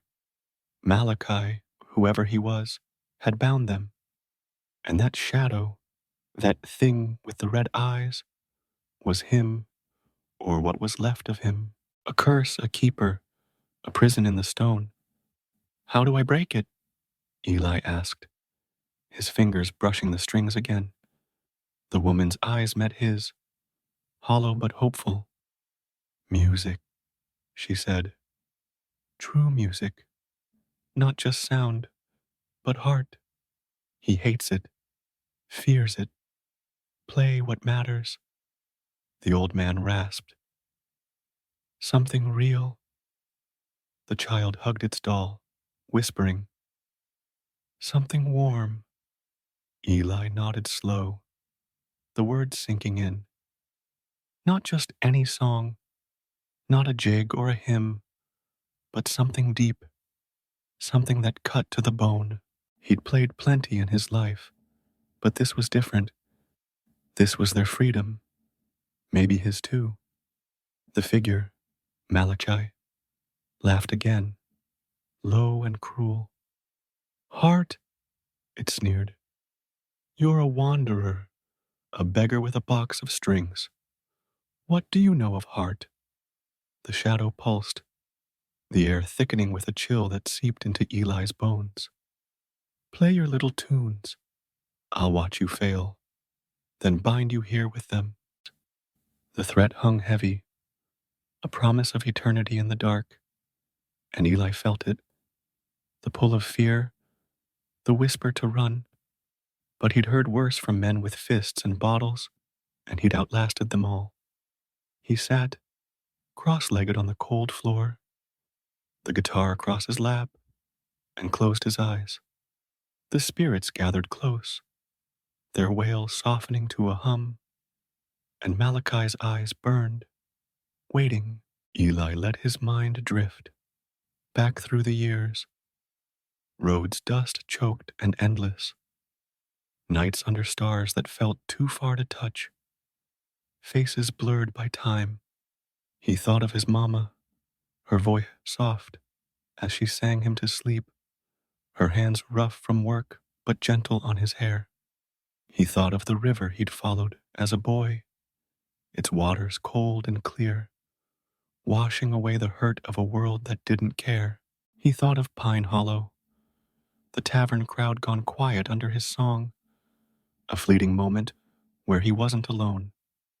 Something real, he murmured, and his fingers found the strings, slow and sure. He started with a chord, simple, low, a sound that felt like home, and let it build, layer by layer, a melody that carried the weight of those memories. His voice joined in, rough but true, singing words he hadn't planned, words that spilled out like water from a spring. Down by the river, where the willows weep, he sang, I laid my trouble, let the current keep. The notes rose, steady and warm, weaving a thread of light into the dark. The cavern shifted, the quartz glinting brighter, and the spirits glowed, their forms sharpening, hair, hands, eyes taking shape. Malachi's shadow flinched, its edges fraying, and the wail turned to a sigh, a release that made Eli's chest ache. He kept going, his voice growing stronger, the song pouring out, about loss, about hope, about the small things that held a life together. Through the long nights, under skies so wide, he sang, I carried on, with the stars my guide.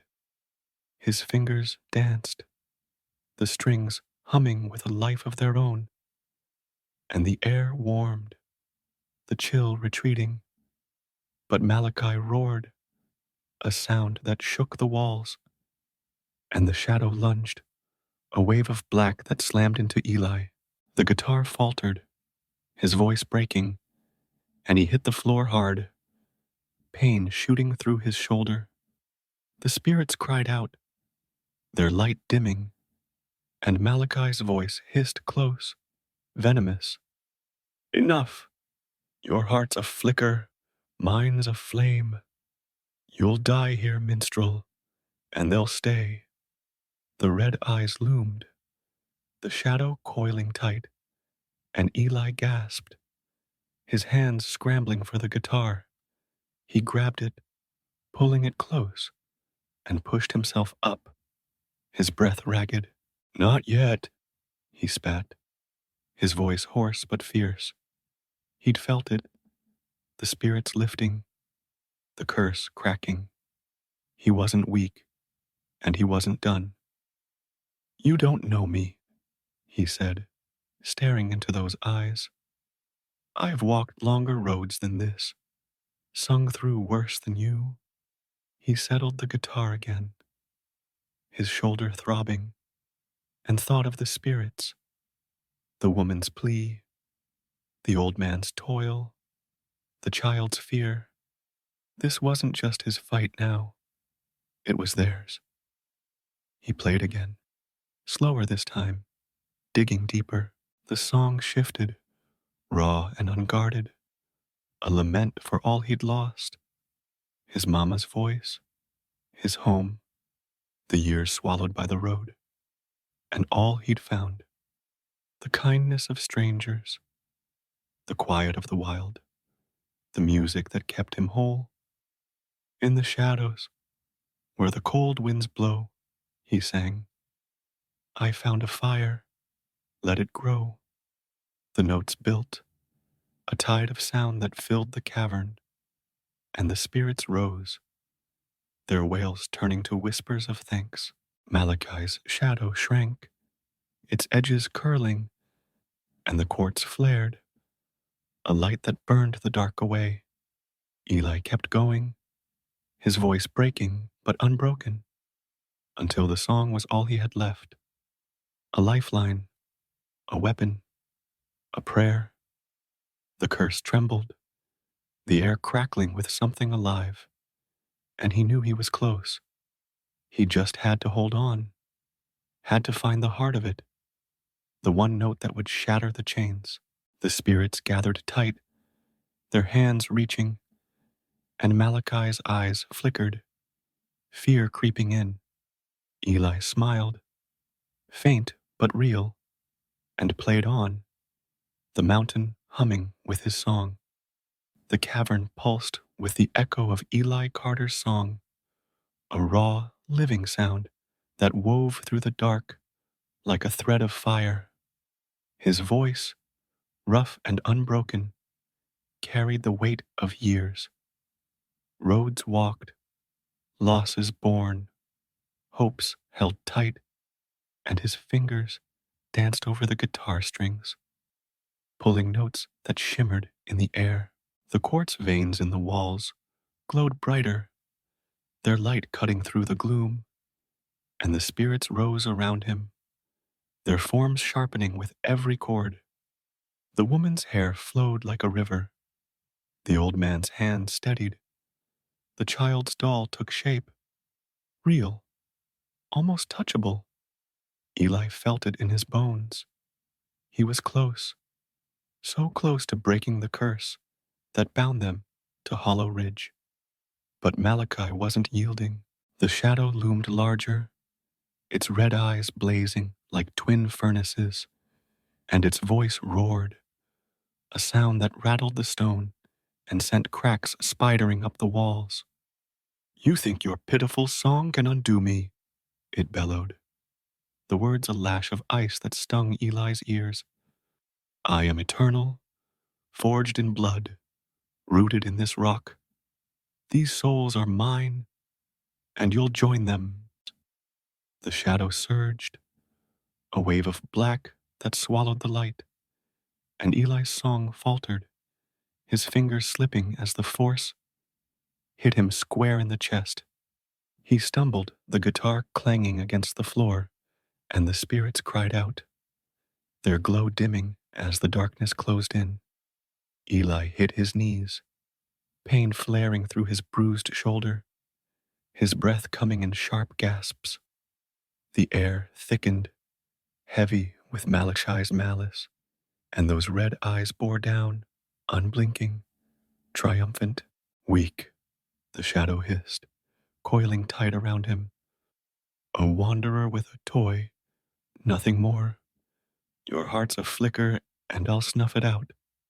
The spirits shrank back, their wails rising in panic, and Eli felt the pull, a cold, endless void tugging at his soul, promising to trap him here forever. His hands scrambled for the guitar, fingers brushing the strings, but Malachi laughed, a sound like breaking bones, and the shadow tightened, squeezing the air from his lungs. "No," Eli growled, his voice hoarse but fierce. He wasn't done. Not yet. He'd walked too many miles, sung through too many storms to let this thing win. He thought of the spirits, the woman's whisper, the old man's toil, the child's plea, and something ignited inside him, a spark that burned hotter than fear. He grabbed this guitar, pulling it close, and pushed to his feet, his legs shaking but holding. "You don't get it," he said, staring into those eyes. "I ain't here for me. I'm here for them. And I ain't weak." He strummed hard, a chord that rang out like a hammer on steel, cutting through the shadow's roar. The cavern shook, dust raining from the ceiling, and the spirits flared, their light pushing back the dark. Malachi snarled, the shadow lashing out, but Eli stood firm, his voice joining the strings. Raw, steady, a lifeline in the chaos. "Down by the river, where the willows weep," he sang. the words a anchor, pulling him back to the song he'd started. His fingers moved faster now, the melody building, a tide of sound that filled the chamber and drowned the shadow's hiss. The shadow recoiled, its edges fraying, and Eli pressed on, his voice rising. I laid my troubles. Let the current keep. The quartz blazed, a white-hot glow that lit the cavern like day, and the spirits gathered close, their wails turning to sighs, their hands reaching for him. He saw them clear now, the woman's face etched with sorrow, the old man's eyes heavy with years, the child's small smile breaking through fear. They weren't just ghosts. They were stories, lives cut short, and Eli's song was their bridge out of the dark. Malachi roared again, the shadow surging forward, a claw of black that raked the air inches from Eli's chest.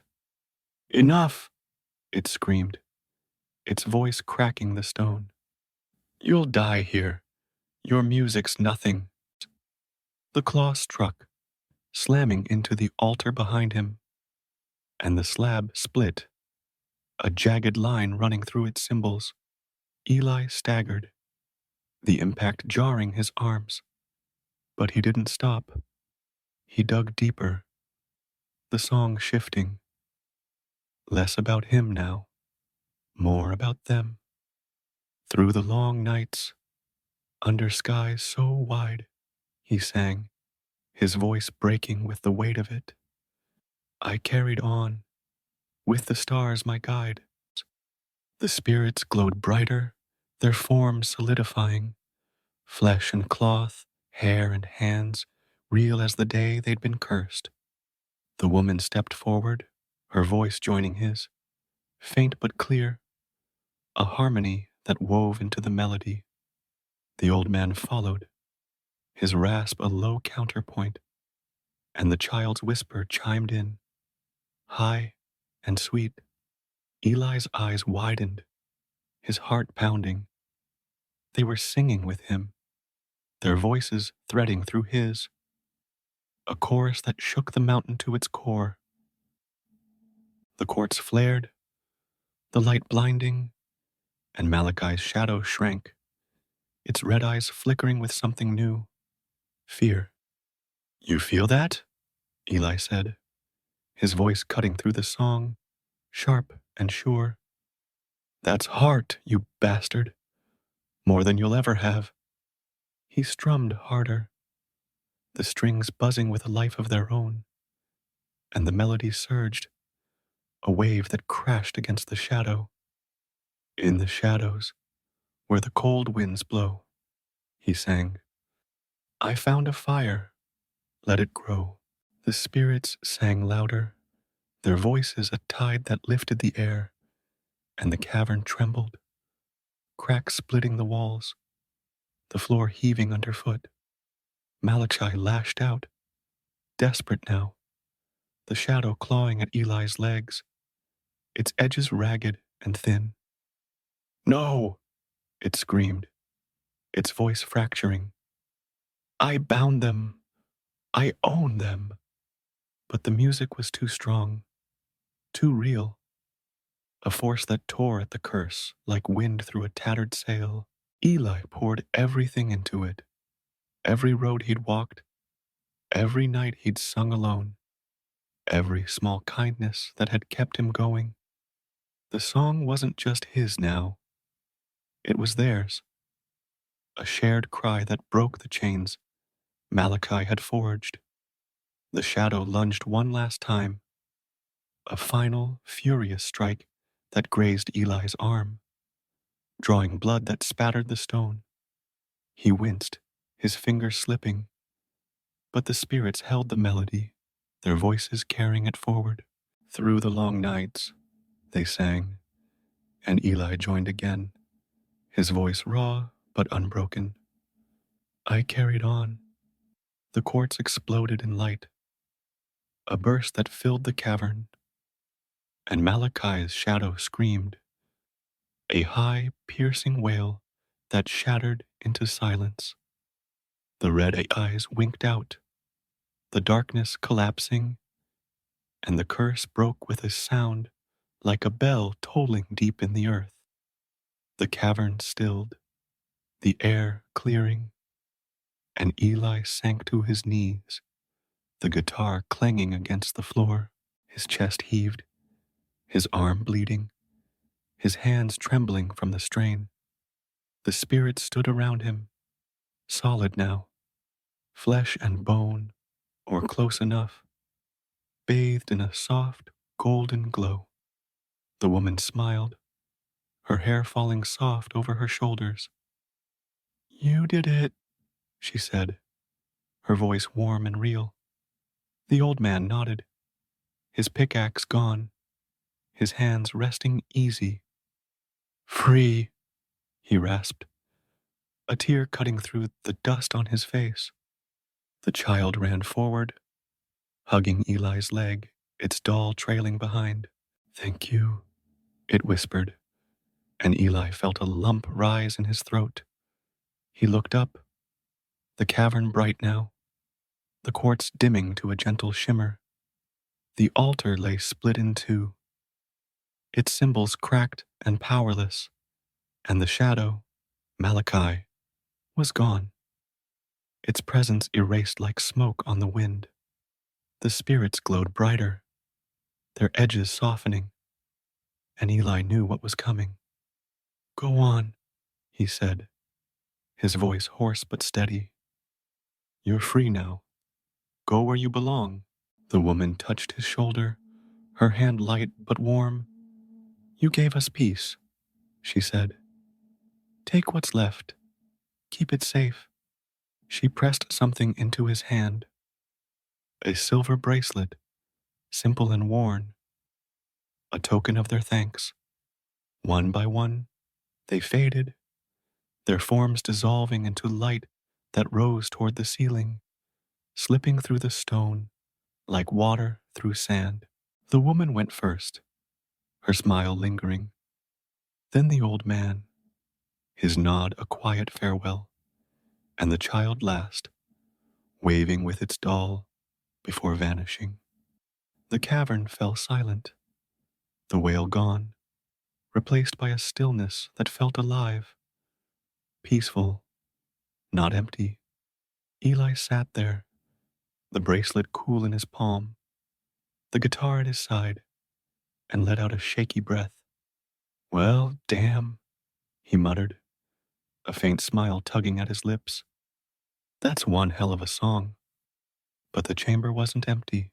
Behind the broken altar, a gleam caught his eye, a pile of gold and gems, Malachi's treasure, spilling across the floor in a heap that shimmered in the fading light. Eli stared, his hazel eyes wide, then shook his head.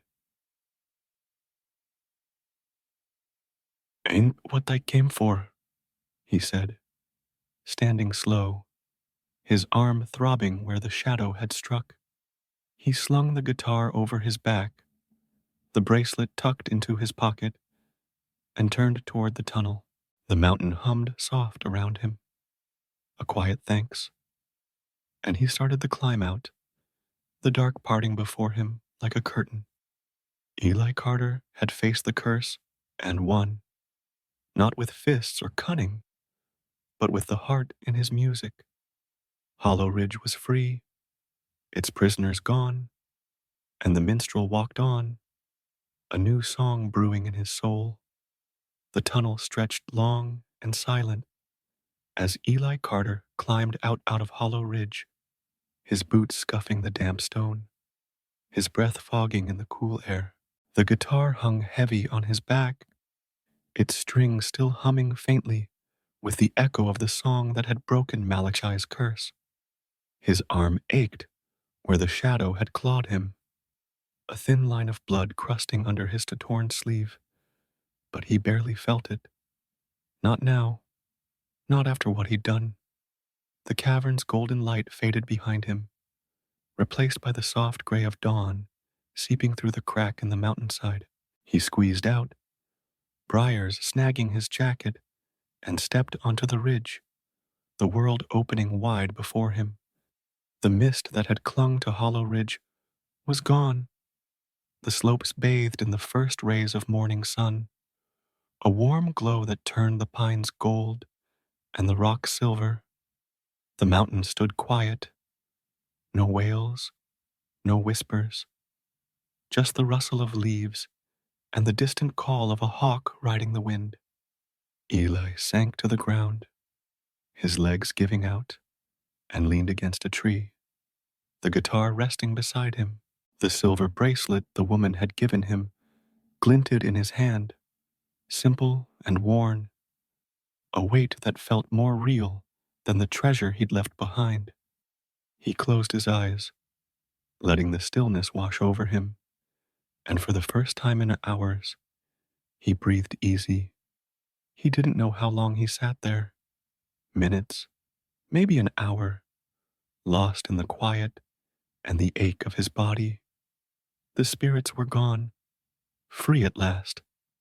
Their voice is a memory that lingered like a half-remembered tune. The woman's smile, the old man's nod, the child's wave. They'd trusted him, and he'd delivered. Malachi's shadow was dust, the curse shattered, and Hollow Ridge felt lighter, like a weight had lifted from its bones. Eli ran a hand through his tangled hair, a faint smile tugging at his lips. "Well, hell," he muttered, his drawl soft in the morning air. "Guess I'm a ghostbuster now." But the treasure nagged at him, gold and gems piled behind that broken altar, a fortune that could have changed everything. He could have taken it, Lord knew he'd earned it, could have traded his patched jacket for a fine coat, his worn boots for something new, his wandering life for a roof and a bed. He'd seen it glinting there, a promise of ease after years of scraping by. But he'd walked away. It wasn't his. Not really. He'd come for the sound, not the shine, and the bracelet in his pocket was enough. "Ain't my kind of song," he said to the ridge, slipping the silver onto his wrist. It fit snug, a quiet reminder of what mattered.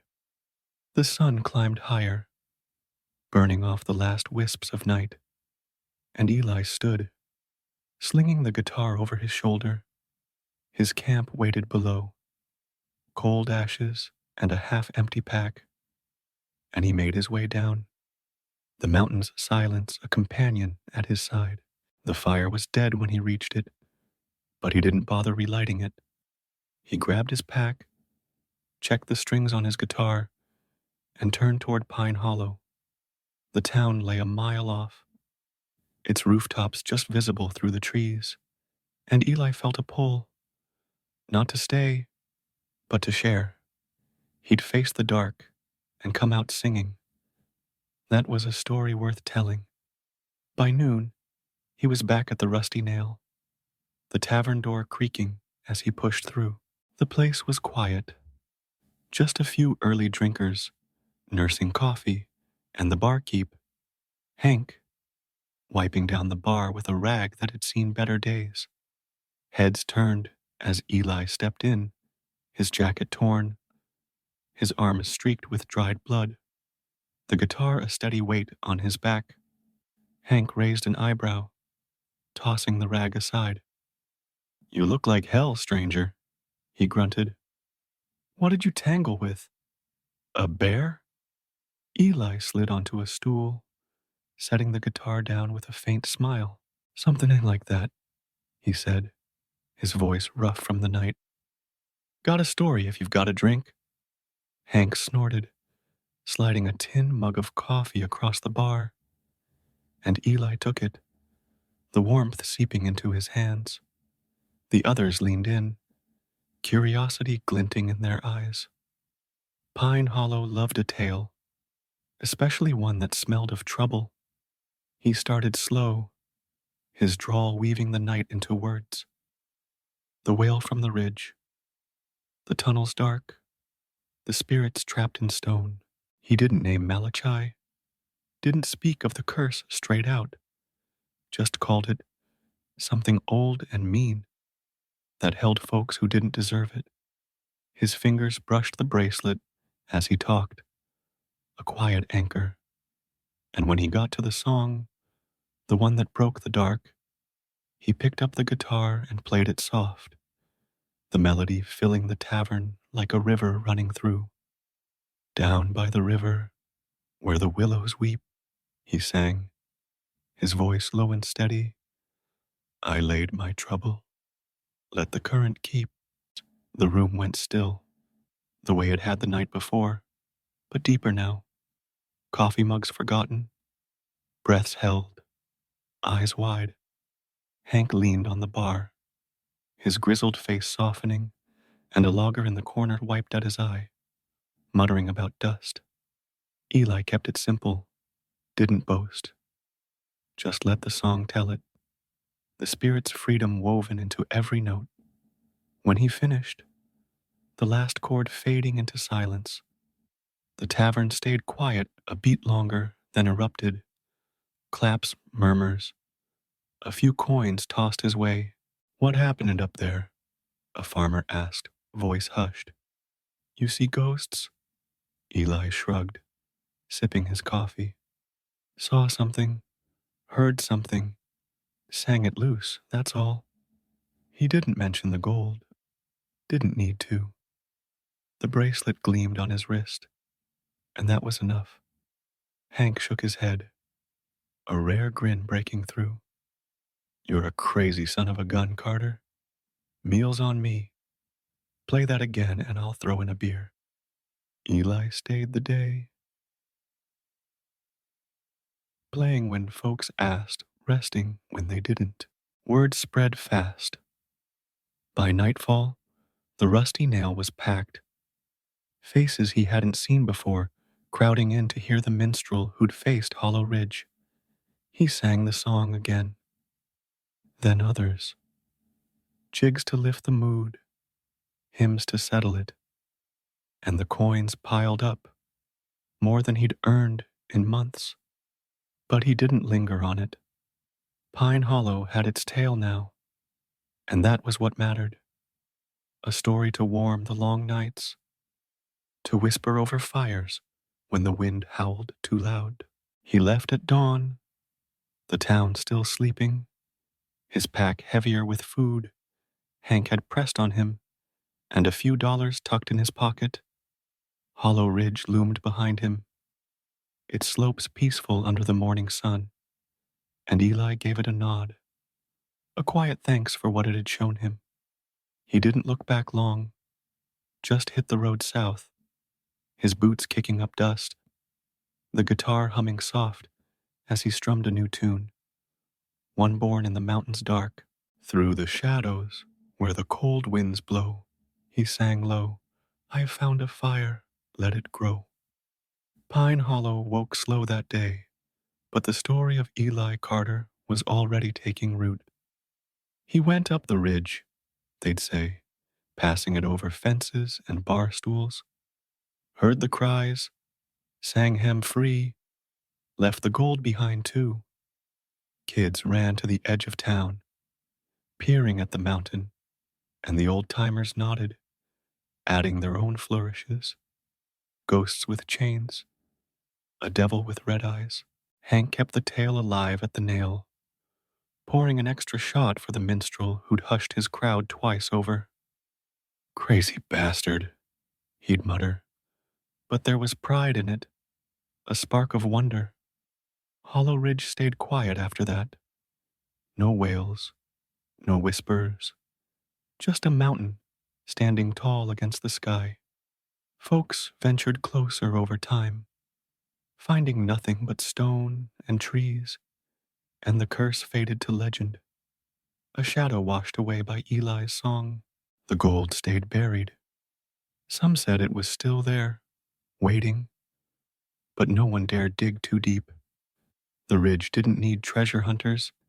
It had its peace, and that was enough. Eli wandered on, his life unchanged in the ways that counted. Boots worn, jacket patched, guitar at his side. He played in towns down the line, his voice carrying the weight of Hollow Ridge, the bracelet a quiet gleam on his wrist. He didn't talk much about it, didn't need to. The song said it all, and folks heard it, felt it, even if they didn't know the half. He'd faced the dark, sung it down, and walked away with nothing but a trinket and a tale. That was Eli Carter, poor in coin, rich in soul, a minstrel who'd found his fire in the shadows. Years later, when his hair had grayed and his steps slowed, the story lived on in Pine Hollow, passed from porch to porch like a torch in the night. Eli Carter, the ridge singer, they'd call him, raising mugs to a man long gone. Kids learned the song, their voices high and clear, and the old folks smiled, remembering the night the tavern went still. Music's got a power, they'd say, nodding toward the mountain. Takes a heart to wield it. Eli had that, sure as day. And somewhere down a dusty road, Eli kept walking, the guitar humming soft, the bracelet catching the sun. He didn't need gold, never had. He'd freed the lost, sung the dark away, and left a piece of himself in Hollow Ridge. That was his treasure, his song, and it carried him on, a melody no curse could silence. Story: The Three Feathers. The town of Oak Ridge wasn't much to write home about. A speck on the map, nestled where the rolling plains of the American heartland gave way to a tangle of deep, whispering forests. It was the kind of place where the days moved slow, marked by the creak of wagon wheels and the lowing of cattle drifting across the fields. The air carried the scent of pine and fresh-cut hay, and the sunsets painted the sky in hues of amber and rose that could make even the grumpiest old-timer pause and tip his hat. Oak Ridge was small, sure, but it had a heartbeat, a rhythm of hard work and quiet pride that pulsed through its dirt roads and weathered barns. At the edge of town, where the trees grew thick and the land sloped up into gentle hills, stood a sturdy log house that had weathered more winters than anyone cared to count. It belonged to Henry Grayson, a hunter whose name was known from one end of Oak Ridge to the other. Henry was a wiry man, tough as the oak he'd felled to build his home, with hands scarred from years of wielding a rifle and eyes that still glinted sharp under a mop of gray hair. He'd spent his life tracking deer through the woods, outsmarting foxes, and bringing home enough game to keep his family fed through the leanest seasons. Folks said Henry could hear a twig snap a mile off and hit a target blindfolded, and they weren't far wrong, but time had caught up with him. His knees creaked now, his breath came shorter, and the rifle felt heavier in his grip than it once had. Henry wasn't alone in that house. He had 3 sons, each as different as the seasons that swept through Oak Ridge. The eldest, William, was a mountain of a man, broad-shouldered and barrel-chested, with arms that could wrestle a bear and a laugh that boomed across the fields. He had his father's dark hair and a jaw set like stone, and he carried himself with the kind of confidence that made folks step aside when he walked by. William was the strongest in town, no question. Whether it was splitting logs with a single swing or hauling a buck out of the woods on his back, he did it with a grin that said he knew no one could match him. "Ain't nothing I can't handle," he'd say, flexing a bicep, and most days you'd believe him. Then there was Thomas, the middle son, leaner than William, but quick as a whip. He had sharp hazel eyes that missed nothing, and a mind that worked faster than a river current. Thomas wasn't one for heavy lifting. He left that to William, but he could talk his way out of a thunderstorm or into a free meal at the tavern with a few clever words. He'd inherited Henry's knack for strategy, always plotting 3 steps ahead, whether it was setting traps in the woods or haggling with traders who rolled through town. Brains beat brawn any day, he'd smirk, tossing a coin he'd won off some poor fool who'd underestimated him. Thomas didn't just want to survive, he wanted to win, and he'd twist the world any way he could to make it happen. And then there was Sam, the youngest. Sam was different, smaller, quieter, with a mop of sandy hair that fell into his soft brown eyes and a frame that looked like a stiff breeze might knock him over. He didn't have William's strength or Thomas's silver tongue, and his brothers never let him forget it. Slow Sam, they'd call him, snickering when he fumbled with an axe or tripped over his own feet. But Sam had something they didn't, a gentleness that showed in the way he moved through the world. He'd spend hours wandering the forest, whistling to the birds, or coaxing a wounded rabbit back to health with a handful of clover. The townsfolk thought him odd, maybe even simple, but Sam didn't mind. He liked the quiet, the way the trees seemed to listen when he talked, and the small creatures that scurried out to greet him when no one else was around. The 3 boys had grown up under Henry's roof, raised on goals of the wild and lessons carved from the land. William learned to shoot and skin, Thomas to track and trade. And Sam, well, Sam learned to watch and wait, to see the things his brothers missed. Henry loved them all, in his gruff, steady way. But as the years piled up, he started to wonder which of them could carry on what he'd built. The house, the land, the life he'd scratched out. It wasn't just wood and dirt to him. There was more, too. A secret he'd kept close. A chest of gold and silver he'd stumbled on years back, hidden deep in the forest under the roots of a lightning-struck oak. He'd never touched it, figuring it was cursed or blessed, or both. But now, with his days growing short, he needed to know who deserved it. It was a crisp fall afternoon when Henry made up his mind. The leaves were turning, a riot of red and gold against the green of the pines, and the air had that sharp bite that promised winter wasn't far off. He called his sons to the porch, his voice rough but firm, cutting through the chatter of the wind. William lounged against the railing, arms crossed, looking bored. Thomas leaned forward, eyes glinting with curiosity, already guessing at what was coming. Sam sat on the steps, tracing patterns in the dirt with a stick, his face calm but attentive. "Boys," Henry said, leaning on his cane, "I ain't got much time left. These old bones are wearing out, and I need to know which of you's fit to take what I've got. This house, this land, and something more I ain't told you about yet." He paused, letting the words sink in, and saw William straighten, Thomas's brow furrow, and Sam glance up, surprised.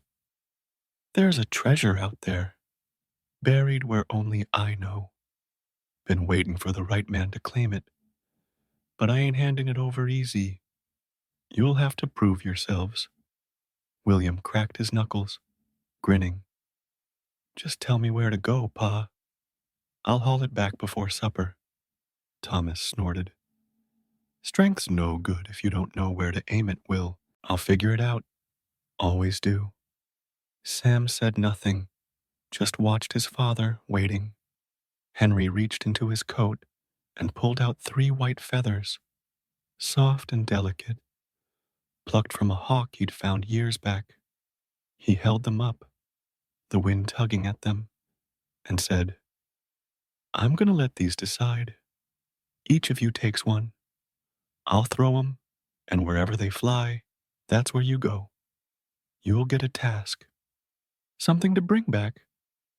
And the one who does it best, he's the winner. House, land, treasure, all of it." William laughed, loud and brash. "Feathers? What's next, Pa? Chasing rainbows?" Thomas smirked, but his eyes were sharp, calculating. "Fine by me. Luck's just another game to play." Sam took his feather, running his fingers over its edge, and nodded. "I'll do it, Pa." Henry stepped to the top of the hill behind the house, the highest point on their land, where the wind whipped free and wild. The boys followed, William striding like he owned the place, Thomas scanning the horizon, Sam trailing behind with his quiet steps. Henry raised his hand, the feathers gleaming in the fading light, and let them go. The wind caught them, lifting them high, and they danced, 3 specks of white against the vastness of the sky. William's feather shot north, soaring over the treetops toward the dark, tangled heart of the forest. Thomas's veered east, skimming low across the golden fields that stretched toward the river. Sam's drifted south, slow and gentle, dipping into the misty hollow where the land sank into a shadowed valley. Henry watched them go, then turned to his sons, his voice steady as stone. 3 days, boys. Bring me the finest rug you can find, something fit for a king. That's your first task. Go." William clapped his hands, already heading north. "Easy enough. I'll wrestle it off a bear if I have to." Thomas adjusted in his cap, smirking as he started it east. "I'll talk some fool into giving me his best. Watch and learn, Will." Sam lingered a moment, looking at his father, then tucked the feather into his pocket and turned south, his steps soft against the earth. Henry stood alone on the hill, the wind tugging at his coat, and watched them disappear into the distance. William with his strength, Thomas with his cunning, Sam with, well, whatever it was Sam had. Henry didn't know who'd come out on top, but he felt the weight of it settle in his chest. This wasn't just about a rug or a treasure. It was about who they were deep down when the world tested them. He hobbled back to the house, leaning hard on his cane, and muttered to the empty air, "Show me what you've got, boys. Show me." The sun dipped low, painting the sky with streaks of fire, and Oak Ridge settled into the quiet of evening. 3 feathers, 3 paths, 3 suns, and a story just beginning to unfold. The wind died down as the last streaks of sunset faded over Oak Ridge, leaving the world bathed in the soft gray of twilight.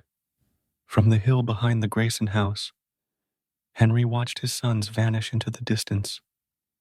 3 figures swallowed by the vastness of the land, each chasing a feather and a chance at something greater. The old hunter lingered a moment longer, his cane sinking into the soft earth, then turned back to the house. His chest ached, not just from age, but from the weight of what he'd set in motion. 3 days he'd given them. 3 days to prove who they were. He didn't know what they'd find out there, but he hoped it'd be enough to show him the truth. William was the first to move with purpose, his heavy boots thudding against the ground as he headed north. The forest loomed ahead, a wall of dark pines and twisted oaks that stretched up into the hills.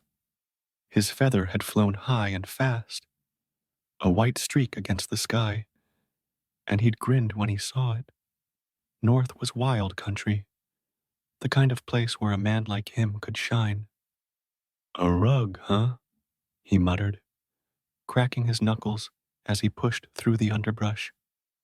I'll find the biggest bear in these woods and skin it myself. Paul, see what I'm made of. The trees closed in around him, their branches clawing at his coat. But William didn't flinch.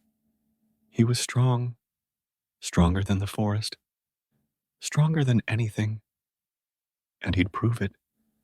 The thought of his brothers, Thomas with his tricks, Sam with his daydreams, only fueled him more. They didn't stand a chance. Thomas took a different tack, his steps lighter and his eyes sharper as he strode east across the open fields.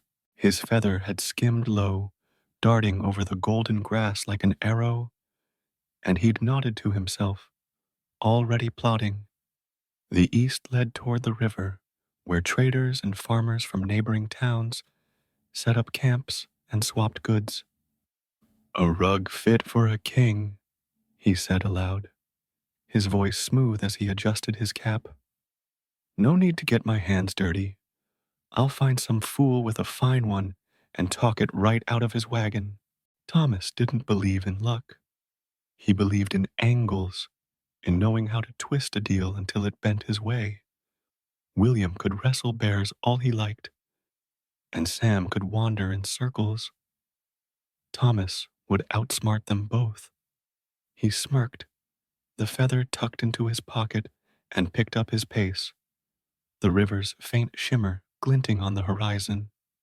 Sam, meanwhile, moved south with no hurry in his step. His feather had floated down slow and gentle, dipping into the misty hollow where the land sank into a shadowed valley.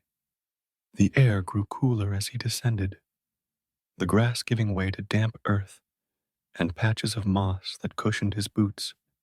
He didn't know what he'd find, didn't even know what the finest rug meant to his paw, but he trusted the feather, trusted the pull he felt in his chest. William and Thomas had laughed as he left, their voices ringing out behind him. What's Slow Sam gonna do? Ask the birds to knit him something? William had roared. He'll be lost before sundown, Thomas had added, snickering. Sam hadn't answered, just kept walking, the feather soft between his fingers. He wasn't sure they were wrong, but he wasn't sure they were right either. Something about the valley called to him, quiet and deep, and he followed it. Back at the house, Henry sat by the hearth, a tin mug of tea steaming in his hands. He'd given Sam the task, bring back the finest rug they could find, and now it was up to them. He'd chosen a rug first because it was simple but telling. Strength could force one, cunning could steal one, but only heart could find something true. He sipped his tea, the fire crackling low, and pictured his boys, William charging headlong, Thomas scheming, Sam drifting. Show me, he whispered to the flames. Show me who you are. William reached the deep woods by nightfall, the stars barely piercing the thick canopy overhead. The air was sharp with pine and the musky scent of earth, and every snap of a twig set his nerves alight. He carried a hatchet at his belt and a coil of rope over his shoulder, tools for a man who solved problems with his hands. A bear's hide'll do, he decided, scanning the shadows. Thick and tough. Pa'll like that. He didn't waste time wondering what finest meant. To him, it was about size and power, something to show off. He found a trail soon enough. Claw marks gouged into a tree, tufts of dark fur caught on a bush, a grin split his face. Come on out, big fella, he muttered, gripping the hatchet. Let's dance. The bear came at midnight, a hulking shadow that burst from the undergrowth with a roar that shook the leaves. William didn't hesitate. He swung, his strength meeting the beast's fury head on. It was a brutal fight, all muscle and sweat, the hatchet biting deep as claws raked his arm. Blood soaked the ground. But William stood tall in the end. The bear slumped at his feet. He skinned it quick, his breath heaving, and held up the hide, matted and rough, but massive. Good enough, he panted, slinging it over his shoulder. He'd bully some trappers he knew into stitching it into a rug by morning. Strength had won the day, just like always. Thomas, out east, took a smoother path.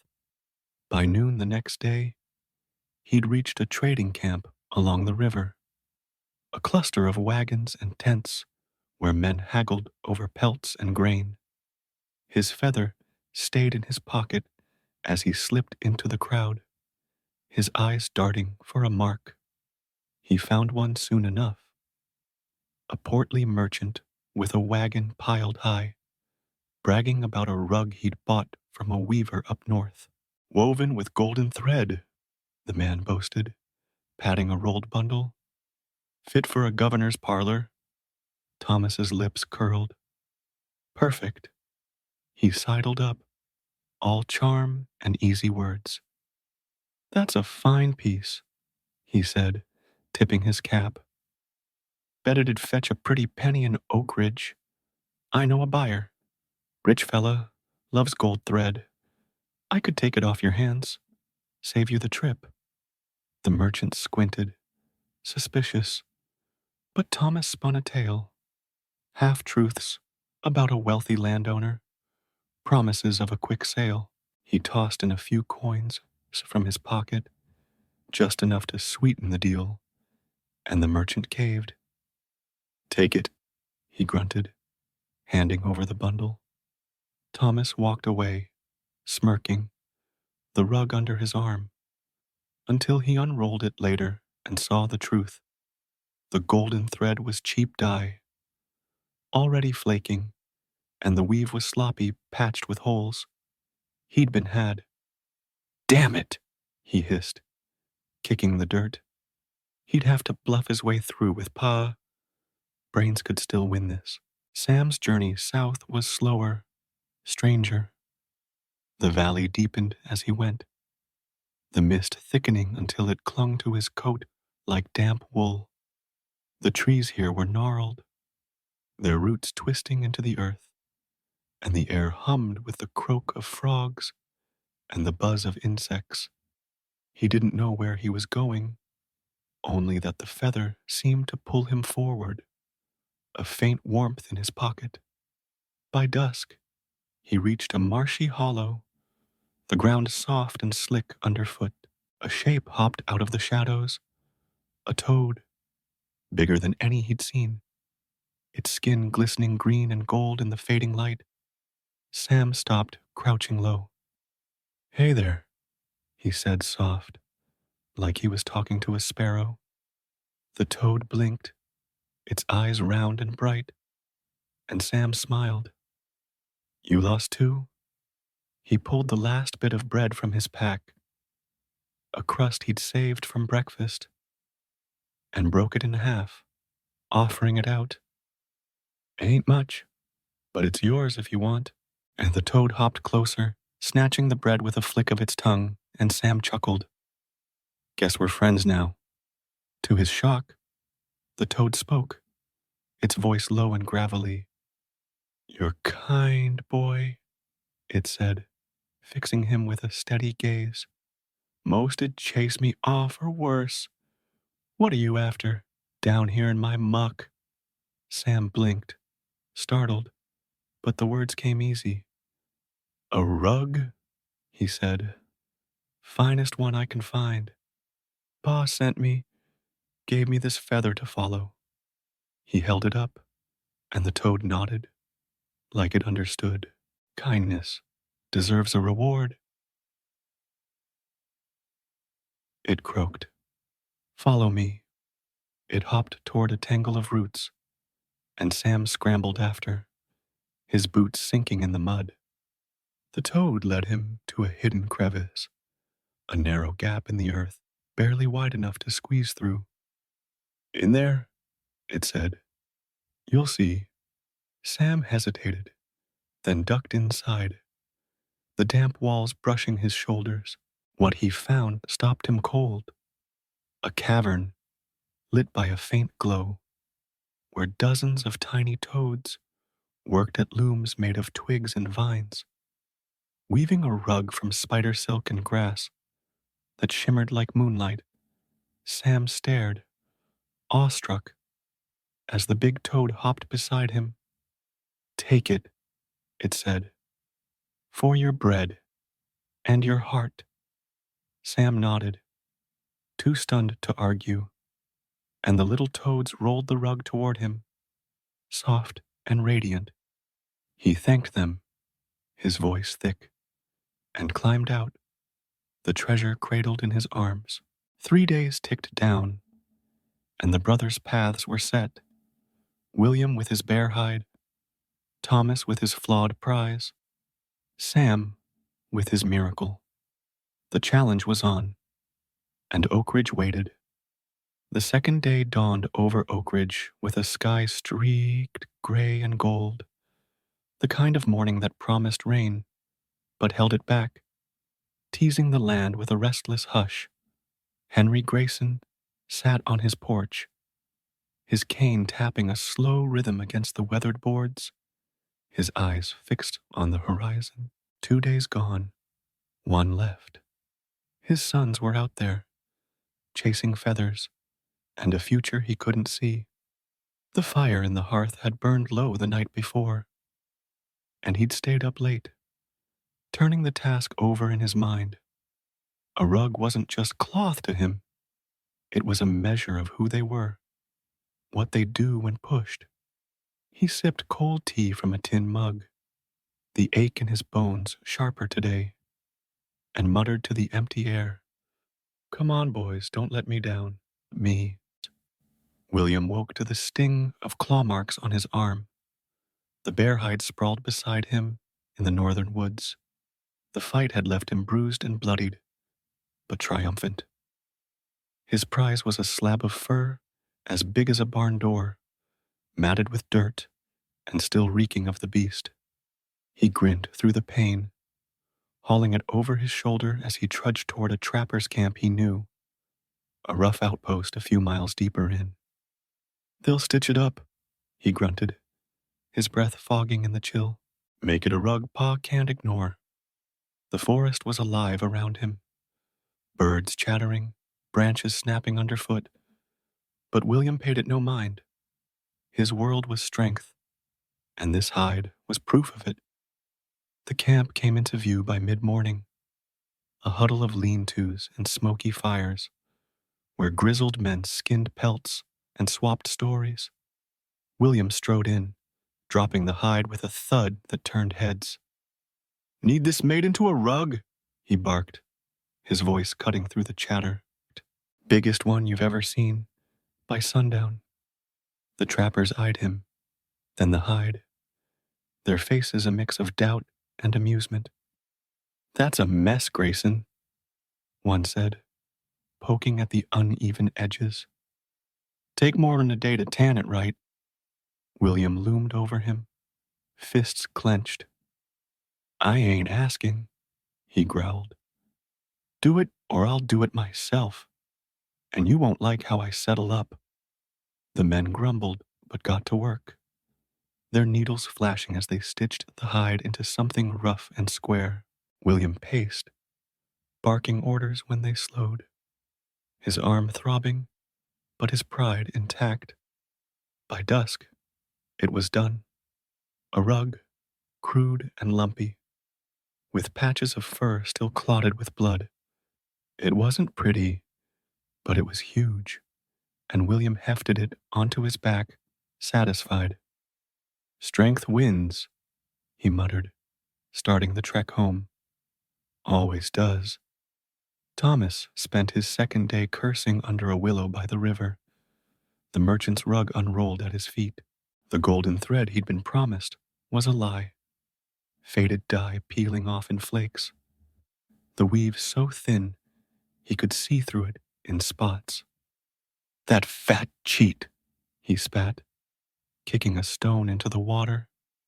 He'd been outsmarted, and it burned worse than any bruise William might carry.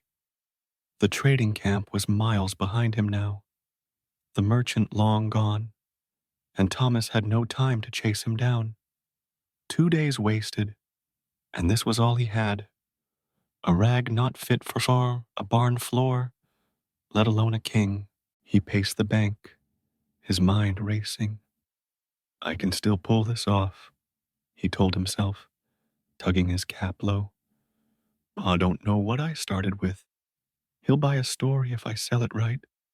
Thomas was good at stories, at bending truth until it shone.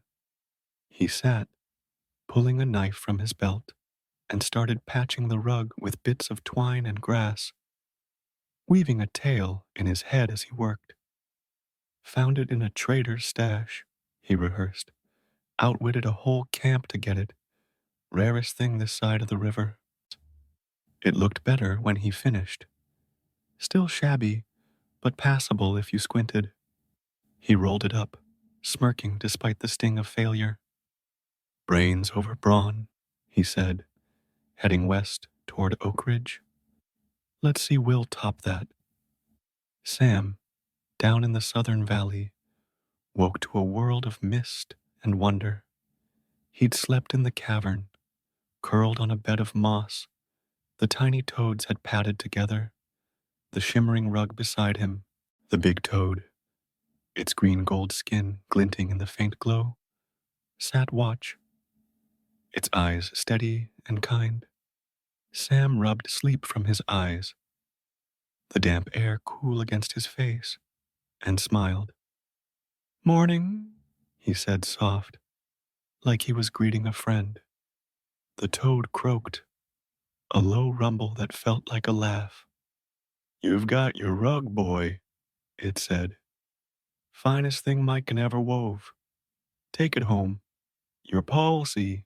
Sam ran his fingers over the rug, marveling at its softness, silk and grass woven tight, shimmering like a moonlit pond.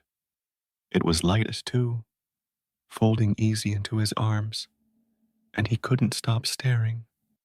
It's beautiful, he whispered. Thank you, all of you. The little toads chirped, hopping in a circle around him, and the big one nodded. Kindness got you here, it said. Keep it close. Sam tucked the feather into his pocket, the rug cradled tight, and climbed out of the crevice, the marsh stretching gray and quiet around him. He didn't head straight back.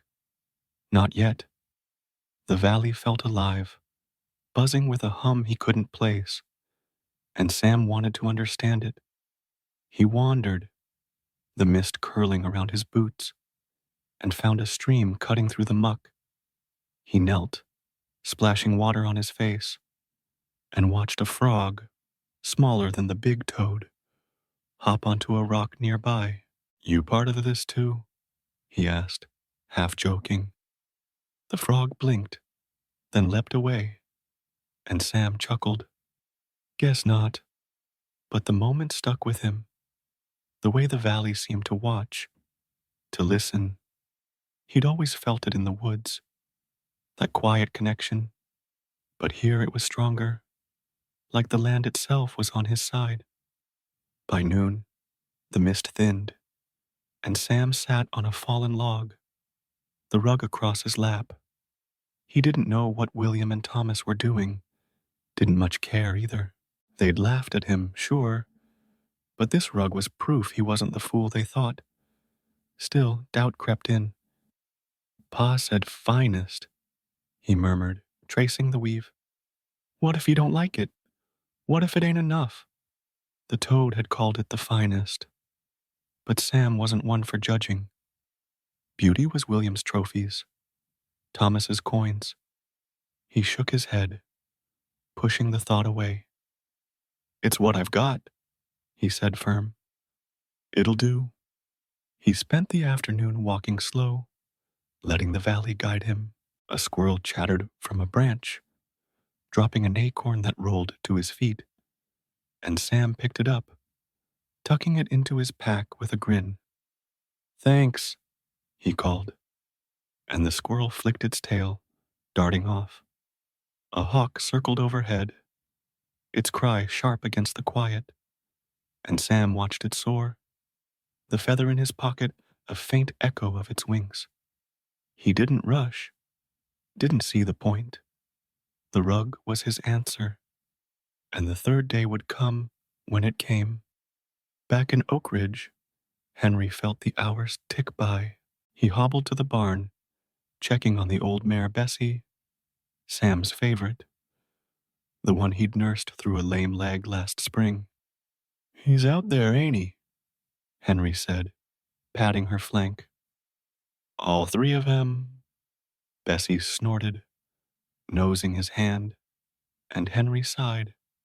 He didn't know what they'd bring back, didn't know if they'd even make it home by sundown tomorrow. But he'd raised them, taught them, and now it was their turn to show him. William reached the edge of the forest by nightfall, the bear rug dragging behind him, heavy and rough. He'd bullied the trappers into finishing it, and though it stank of sweat and haste, he didn't care. It was big, bigger than anything Pa could have seen, and that was what mattered. He camped under a pine, the hide his bed, and slept with a grin, dreaming of the look on his brothers' faces when he won. Thomas made it to a ridge overlooking Oak Ridge, the patched rug under his arm. He'd spent the day refining his story, polishing every word until it gleamed. It wasn't perfect. Hell, it wasn't even good. But he'd sell it. He always did. He bedded down in the grass, the river a silver thread in the distance, and smirked at the stars. "One day left," he whispered. "Game's mine." Sam stayed in the valley, the rug beside him, as he lay on a patch of dry ground. The mist had lifted, revealing a sky thick with stars, and he watched them twinkle, the toad's words echoing in his head. Kindness got you here. He didn't know what Pa would think, didn't know if William's strength or Thomas's cunning would outshine him, but he felt a quiet peace, the kind he'd always found in the wild. He closed his eyes, the feather warm in his pocket, and slept, the valley humming soft around him. The third day loomed, and the brothers' fates were spinning, William with his brute force, Thomas with his twisted guile, Sam with his gentle trust. Oak Ridge waited, and so did Henry, the fire crackling low as the clock ticked down. The third day broke over Oak Ridge with a sky heavy and still, the kind of quiet that presses down before a storm. The air hung thick, laced with the scent of damp earth and pine, and the town stirred slow, unaware of the drama unfolding at its edge. Henry Grayson rose early, his joints creaking louder than the floorboards as he shuffled to the porch. He'd barely slept, his mind tangled with thoughts of his sons, William's fire, Thomas's schemes, Sam's stillness. The fire in the hearth had died to ash overnight, and he didn't bother relighting it. Today was the day. Sundown would tell him who they were, who he'd trust with all he'd built.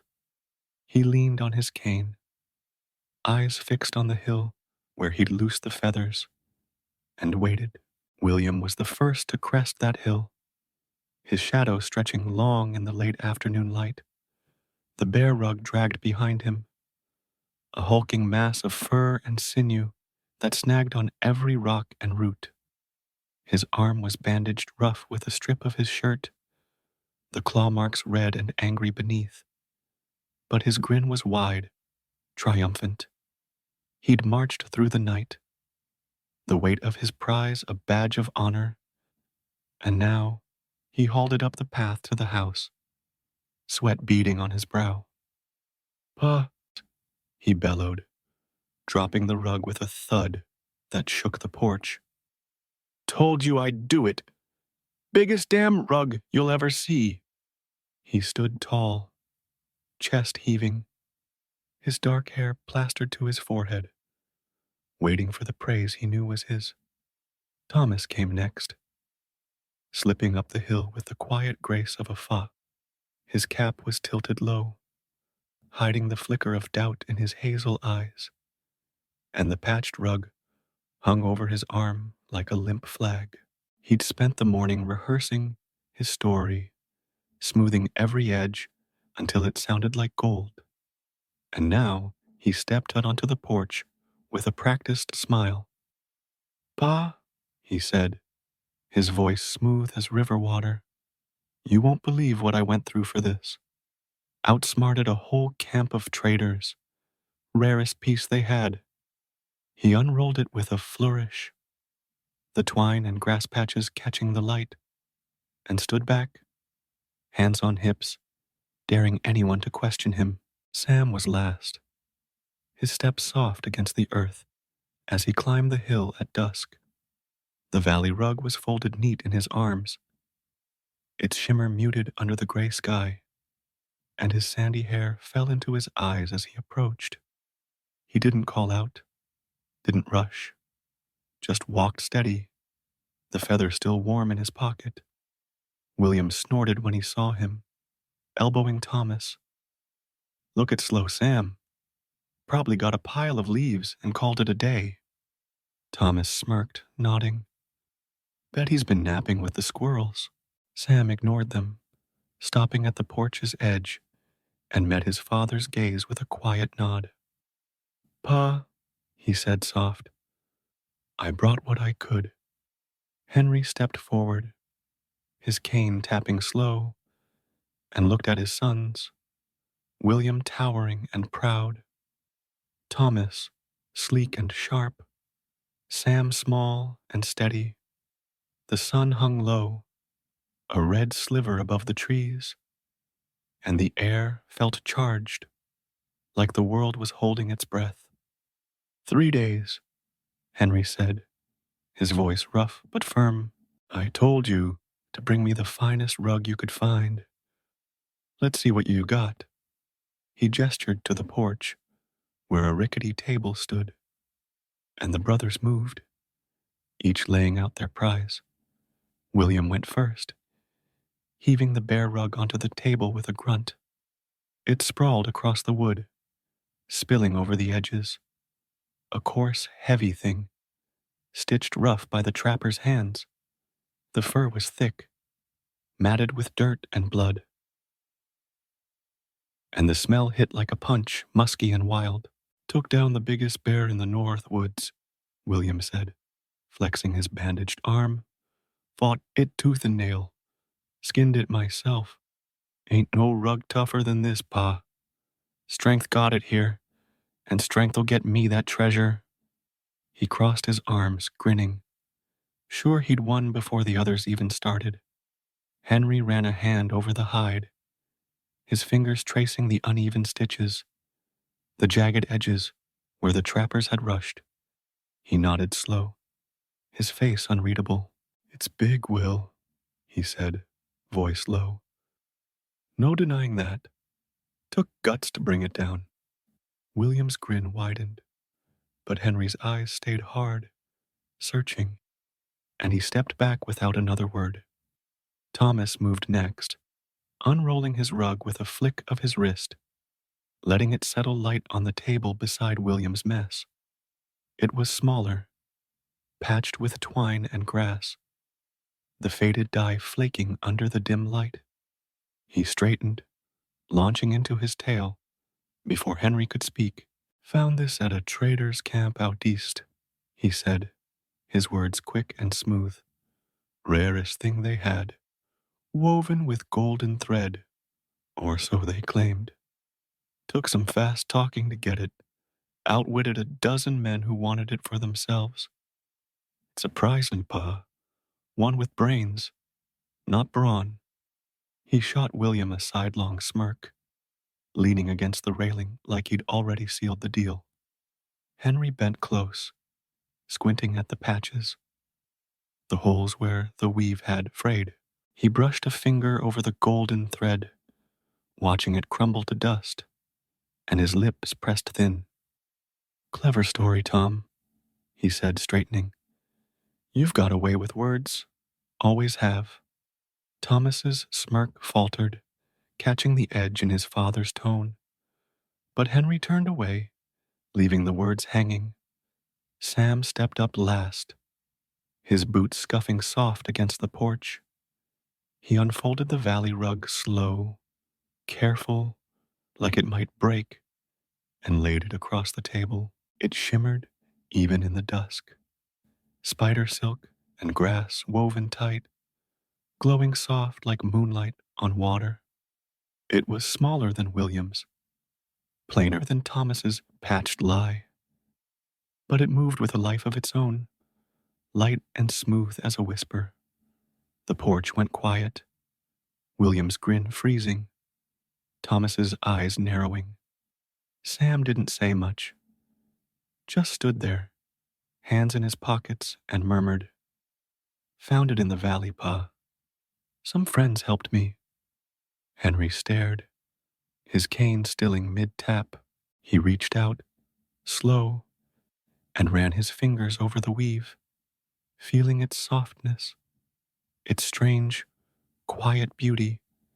The air shifted, the tension snapping taut, and he looked up, his gray eyes locking on Sam's. "Friends?" he asked, voice low. Sam nodded, hesitant.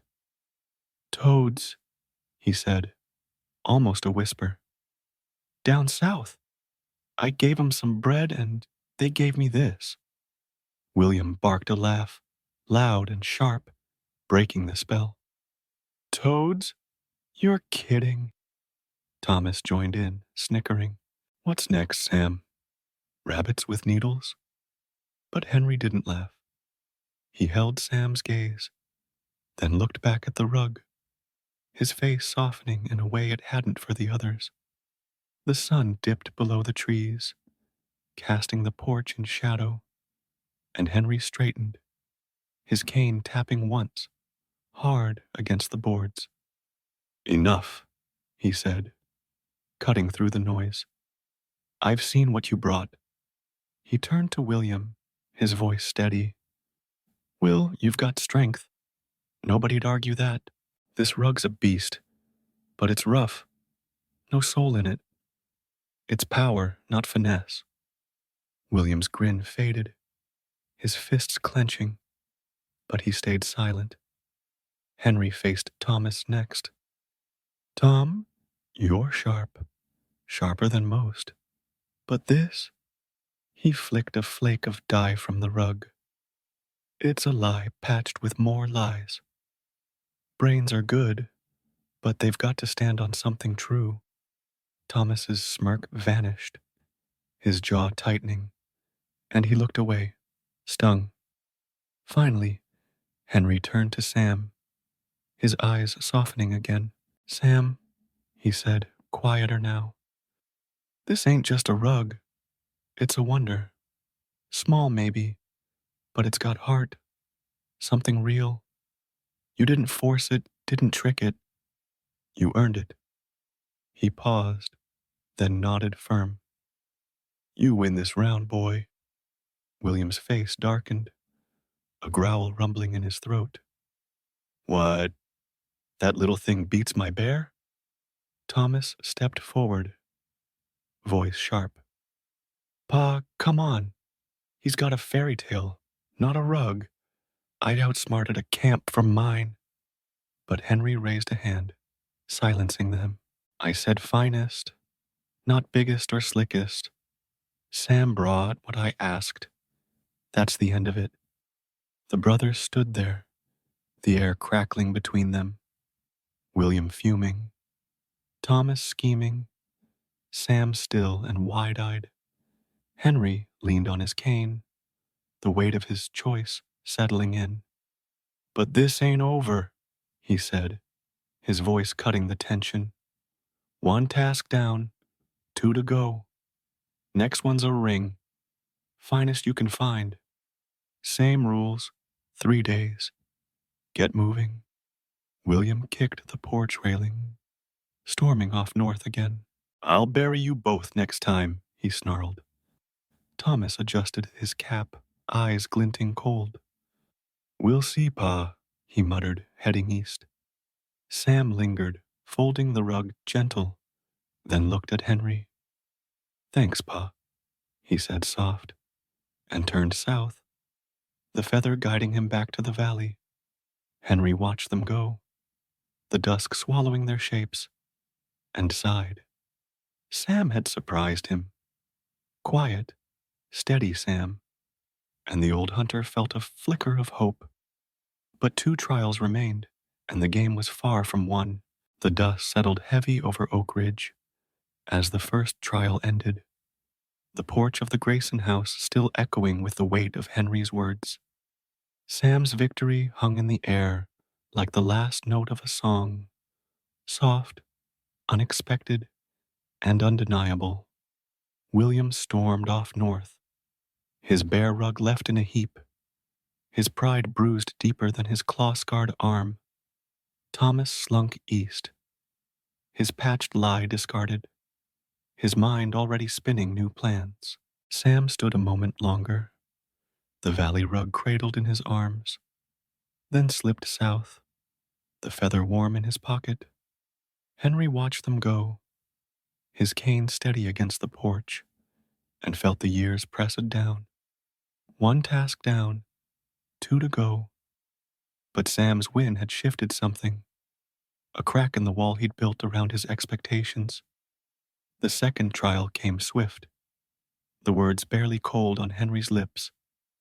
Bring me the finest ring you can find. 3 days. William didn't look back, his boots pounding the dirt as he vanished into the northern woods, muttering curses about bears and brothers. Thomas tipped his cap with a tight smile, heading east toward the river, his eyes glinting with a promise to outdo them all. Sam nodded quiet, the feather guiding him south again, back to the valley where the world seemed to listen. Henry sat by the hearth that night, the fire crackling low, and wondered what they'd bring this time. Force, guile, or something else. William tore through the forest, his temper a storm that bent the trees. A ring, he growled, hacking at a branch with his hatchet. I'll find one, pry it off some fool's finger if I have to. He didn't care for finesse. Strength was his hammer, and he'd pound the world until it gave him what he wanted. By the second day, he stumbled on a hunter's camp, a rough crew with rifles and whiskey. One wore a thick silver band, studded with a chipped turquoise stone. Crude, but bold. William didn't ask. He challenged the man to a fight, fists against fists, and won it bloody. The ring was his, dented and scratched, and he grinned through a split lip. Finest I've got, he said, trudging home. Let's see Sam top that. Thomas took the river road again, his steps light and his tongue sharper than ever. He found a trader's barge, moored by the bank, its deck piled with trinkets and cloth. A gold ring gleamed on the captain's hand. Simple, polished, with a tiny emerald that caught the sun. That's the one, Thomas muttered and set to work. He spun a tale of a dying mother, a family heirloom lost, his voice thick with fake tears. The captain, soft-hearted and half-drunk, handed it over with a pitying nod. Thomas pocketed it, smirking as he walked away, until he noticed the emerald was glass, the gold just plated brass. Good enough, he decided, polishing it with his sleeve. Pa won't know the difference. Sam returned to the valley, the mist welcoming him like an old friend.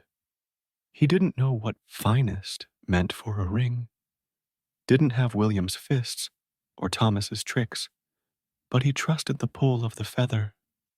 By the stream, he met a flock of sparrows, their wings flashing as they darted overhead. "Hey, little ones," he called, tossing crumbs from his pack. One swooped low, dropping a glint of gold at his feet, a ring, delicate and perfect, woven from thin vines and set with a dewdrop pearl. "For you," a sparrow chirped, its voice a whisper on the wind. Sam stared, awed, and thanked them, the ring light in his hand. 3 days later, they faced Henry again.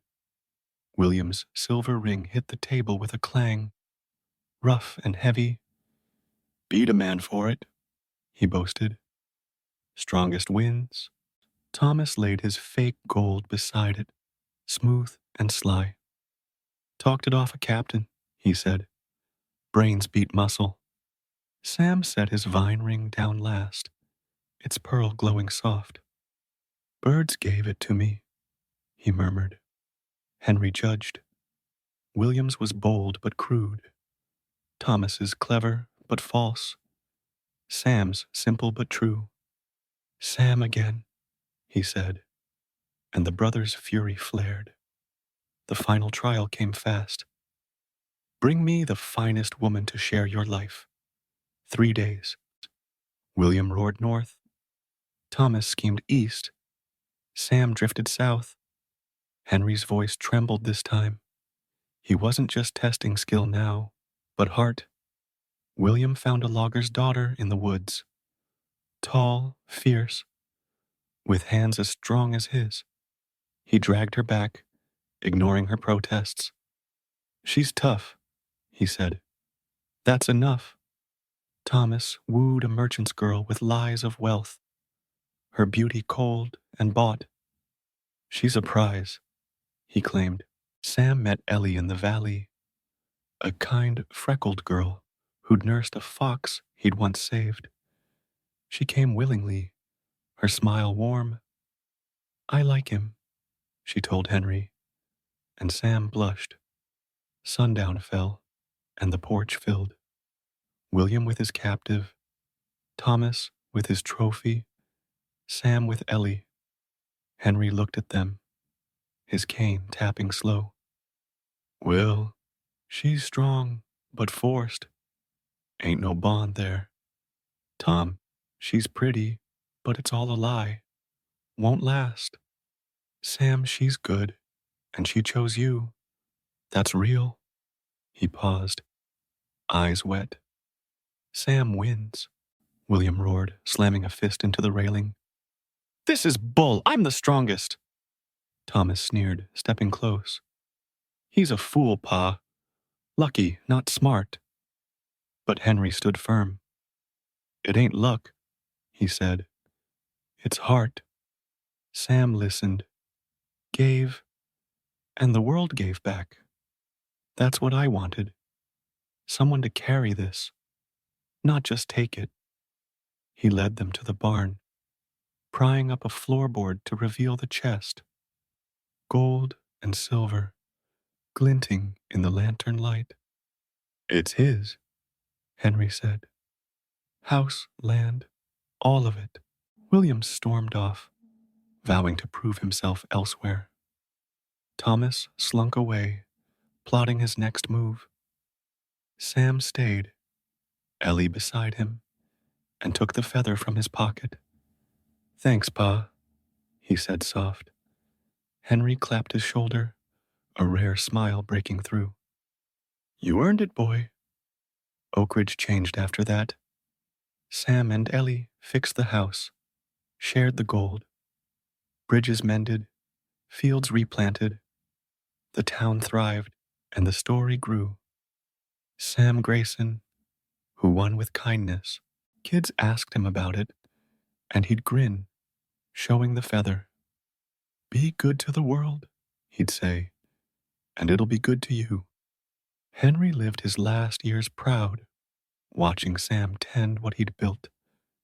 And when he passed, the valley hummed, a quiet thanks from the land that had chosen its heir. Years on, William carved a life in the north, strong but alone. Thomas schemed his way east, rich but restless. Sam stayed in Oak Ridge, Ellie at his side, the chest's gold a tool, not a crown. The lesson lingered, whispered around fires. Strength lifts you, cunning buys you, but kindness keeps you. And in the valley, the toads, sparrows, and foxes nodded, their part in the tale complete. Story: The Farmer and the Devil. The village of Millhaven crouched at the edge of a vast, whispering forest. Its thatched cottages huddled together as if shielding one another from the shadows that stretched beyond the fields. The river ran slow and gray through the valley, its banks lined with reeds, and the wind carried the faint creak of a mill wheel that had once been the heart of the hamlet. Hans, the miller, lived in a crooked house by the water, his days spent grinding grain into flour, his nights haunted by the grind of poverty that had settled over his life like dust. With him was Leisel, his only daughter, 16 summers old, a girl with hair like spun gold, and eyes as soft and green as the moss on the forest stones. She was the light in his dark days, her gentle voice and kind heart a balm to the village's weary souls. Hans had not always been poor. Once the mill turned, a steady profit, its wheels spinning with the river's song, its flour feeding families far beyond Millhaven.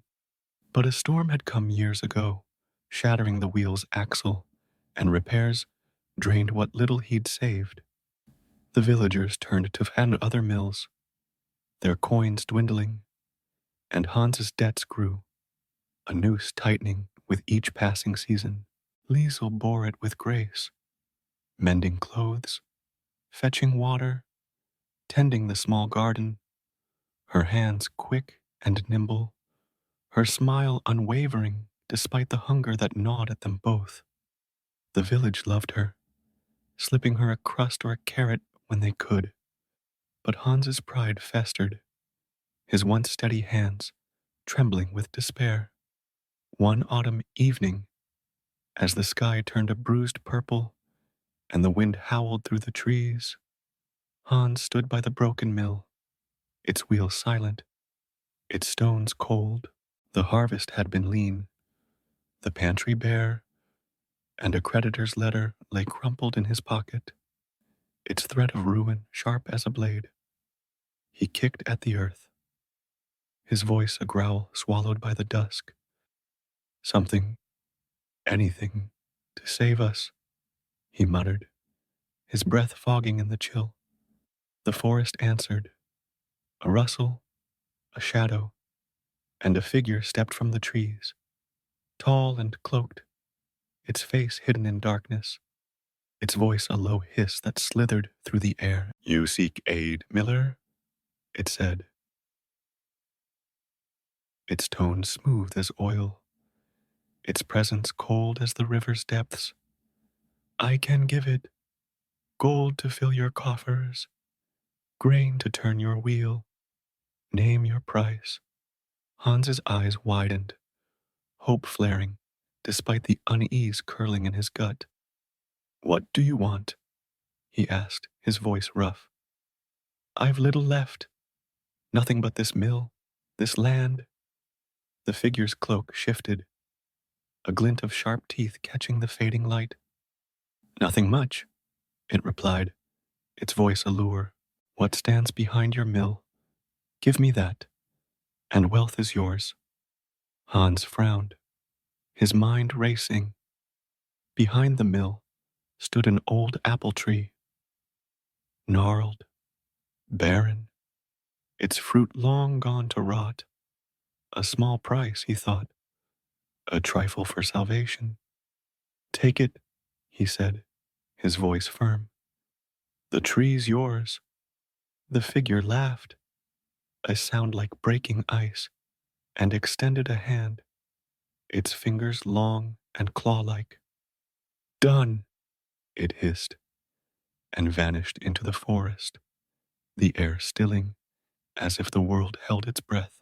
Hans returned to the cottage, a spark of relief in his chest, and found Leisel by the hearth, her hands kneading dough from the last of their flour, her smile soft as she greeted him. He said nothing of the deal, his heart light with the promise of gold, unaware of the shadow he'd cast over her. Days passed, the mill wheel creaking to life with a strength it hadn't known in years, sacks of grain appearing by the door, coins jingling in Hans's purse. Want these? The village whispered, Hans has luck again, and he laughed, his pride swelling, his debt paid. But on the seventh night, as the moon hung low and full, the shadow returned, its cloak billowing, its eyes glinting red beneath the hood. It stood by the mill, its voice a snarl. I've come for my price, Miller. Where is she? Hans froze, his breath catching. She, he stammered, his hands trembling. I gave you the tree, the apple tree. The figure laughed, its teeth sharp in the moonlight. The tree? Fool. I wanted what stood behind the mill when we spoke. Your daughter, Leisel. She was there, kneading bread by the hearth. She's mine. Hans's heart sank, horror clawing his chest as he remembered. Leisel behind the mill, unseen through the window as he'd struck the deal. No, he roared, stumbling back. Not her, you can't. The shadow advanced, its claws gleaming. A deal's a deal, Miller. Give her, or I take you both. His voice was a whip, its presence a weight that crushed his will, and Hans staggered into the cottage, his mind a storm of panic. Leisel looked up, her green eyes wide, her hands dusted with flour. Father? She asked, her voice soft. What's wrong? He couldn't speak, his throat tight, his hands shaking as the shadow loomed at the door, its red eyes burning. Stay back, he shouted, shoving her behind him, but the figure hissed, its claws slashing the air, and Hans's fear broke, reason fleeing, madness taking hold. Blood, he muttered, seizing an axe from the wall, its blade dull but heavy. It wants blood, not her soul. I'll save her. Liesel's eyes widened, her voice a cry. Father, no! But Hans, lost to terror, swung, the axe biting into her arms, severing her sense in a blur of pain and crimson. She screamed, falling to the floor, blood pooling beneath her. And the shadow laughed, its voice a shriek of delight. Enough, it said, stepping back, its claws dripping. The deal shifts. Her hands are mine. She lives but marked. Farewell, Miller. It vanished, the night swallowing its echo, leaving Hans with the axe, Leisel with her agony. He dropped the blade, his hands shaking, his voice a sob as he knelt beside her. Leisel, forgive me. I thought... But she pushed him away, her stumps hidden beneath her cloak, her face pale with shock and pain. No, father, she whispered, her voice trembling but firm. You didn't think. You traded me. I can't stay. She staggered to her feet, blood staining the floor, and stumbled out, the wind howling as she fled into the forest, her cloak a shadow against the trees. Hans fell to his knees, his cries lost to the night, the mill's newfound wealth a curse in his hands. Leisel moved deeper, the pain of fire in her arms, her tears falling to the earth, but her heart, gentle, unbroken, held no hate, only a quiet resolve to survive. The forest closed around her, its branches clawing the sky, its shadows thick with whispers.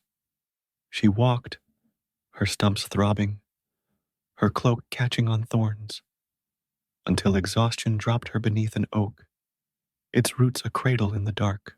Why? She whispered, her voice a plea to the night, and the wind answered.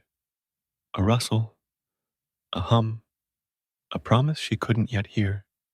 The village slept, Hans wept, and Leisel rested, her blood a mark on the earth, her spirit a light the forest saw. The tale turned, the mill a memory, the shadow a specter, and Leisel, handless, heartbroken, stepped into a journey of loss and hope, her kindness a flame no darkness could quench. The forest swallowed Leisel whole, its shadows folding around her like a cloak as she stumbled from the oak's embrace, her stumps throbbing beneath the tattered fabric of her mantle. The night was deep and cold, the moon a sliver behind the tangled branches, its light barely piercing the canopy of Millhaven's wild edge. Her golden hair clung to her tear-streaked face, her green eyes dim with pain, but her steps, slow, faltering, carried her onward, away from the village, away from Hans, away from the blood-stained floor of the miller's cottage. She didn't look back, her heart a heavy ache, her mind a fog of loss and survival. Blood dripped from her arms, staining the leaves beneath her feet, and the forest seemed to watch, its whispers a chorus of rustling leaves, its shadows shifting as if alive. Liesel's breath fogged in the chill, her body trembling from shock and cold. But she pressed on, driven by a quiet strength she didn't fully understand. She had no hands to shield herself, no strength to fight, yet her spirit refused to break, her kindness a ember glowing through the dark. I'll live, she whispered, her voice a thread in the wind. For me, not him. Days blurred into nights, the forest a labyrinth of thorns and roots, its paths unmarked, its silence broken only by the hoot of an owl or the snap of a twig. Leisel wandered, her cloak catching on brambles, her stumps hidden as she learned to move with a grace born of necessity, ducking branches with her shoulders, nudging aside vines with her elbows. Hunger gnawed at her, a dull roar she couldn't silence, and thirst parched her throat, her lips cracking as she searched for water she couldn't grasp. The village was a memory, its warmth lost to her, but the forest offered small mercies. A tinker shared a crust of bread, his eyes soft with pity. A woodcutter's wife pressed a carrot into her cloak, her voice a murmur of sorrow. Poor child, they'd say, and Liesel smiled, faint but real, her thanks a nod they couldn't miss. One gray morning, as mist curled through the trees like a living thing, Liesel reached a river, its waters swift and silver, its banks slick with moss. She knelt, the damp earth cool against her knees, and stared at the current, its surface a mirror reflecting her hollow face. Thirst burned her throat, but her stumps hovered uselessly, the water a taunt she couldn't touch. Tears welled, spilling down her cheeks, and she bent closer, her lips brushing the surface, only to pull back, the cold a tease against her skin. I can't, she sobbed, her voice breaking, and the river seemed to laugh, its rush a mockery of her loss. A rustle broke her despair, a soft step, a gentle huff, and Leisel looked up, her breath catching. A white stag stood across the river, its antlers branching like a crown, its coat glowing faintly in the mist, its eyes deep and knowing. It tilted its head, a creature of light in the forest's gloom, and stepped into the water, its hooves silent on the stones. Leisel froze, her tears slowing as the stag crossed to her, its muzzle lowering to the river. It drank, then lifted its head, water dripping from its lips, and pressed its nose to her cheek, cool and steady. She gasped, the touch a balm, and the stag dipped again, scooping water in its mouth, offering it to her. She hesitated, then leaned forward, her lips meeting the stag's, drinking the water it gave, sweet, cold, a lifeline in her parched throat. It pulled back, its eyes glinting, and offered more again and again, until her thirst eased, her trembling stilled. Thank you, she whispered, her voice raw, and the stag nudged her cloak, its antlers brushing her hair as if in blessing. It turned, stepping through the mist, and Leisel followed, her stumps hidden, her heart lifting with a hope she couldn't name. The stag led her through the forest, its glow a beacon in the shadows, its path winding past thorns and streams until the trees parted, revealing a garden, wild, untamed, a miracle in the wilderness.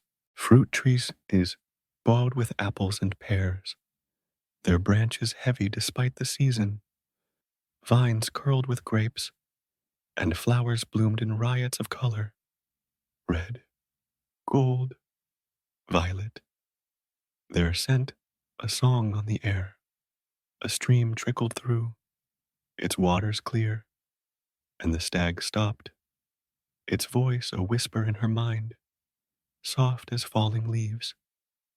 Stay here, child. Your kindness calls me. Eat, rest. The forest sees you.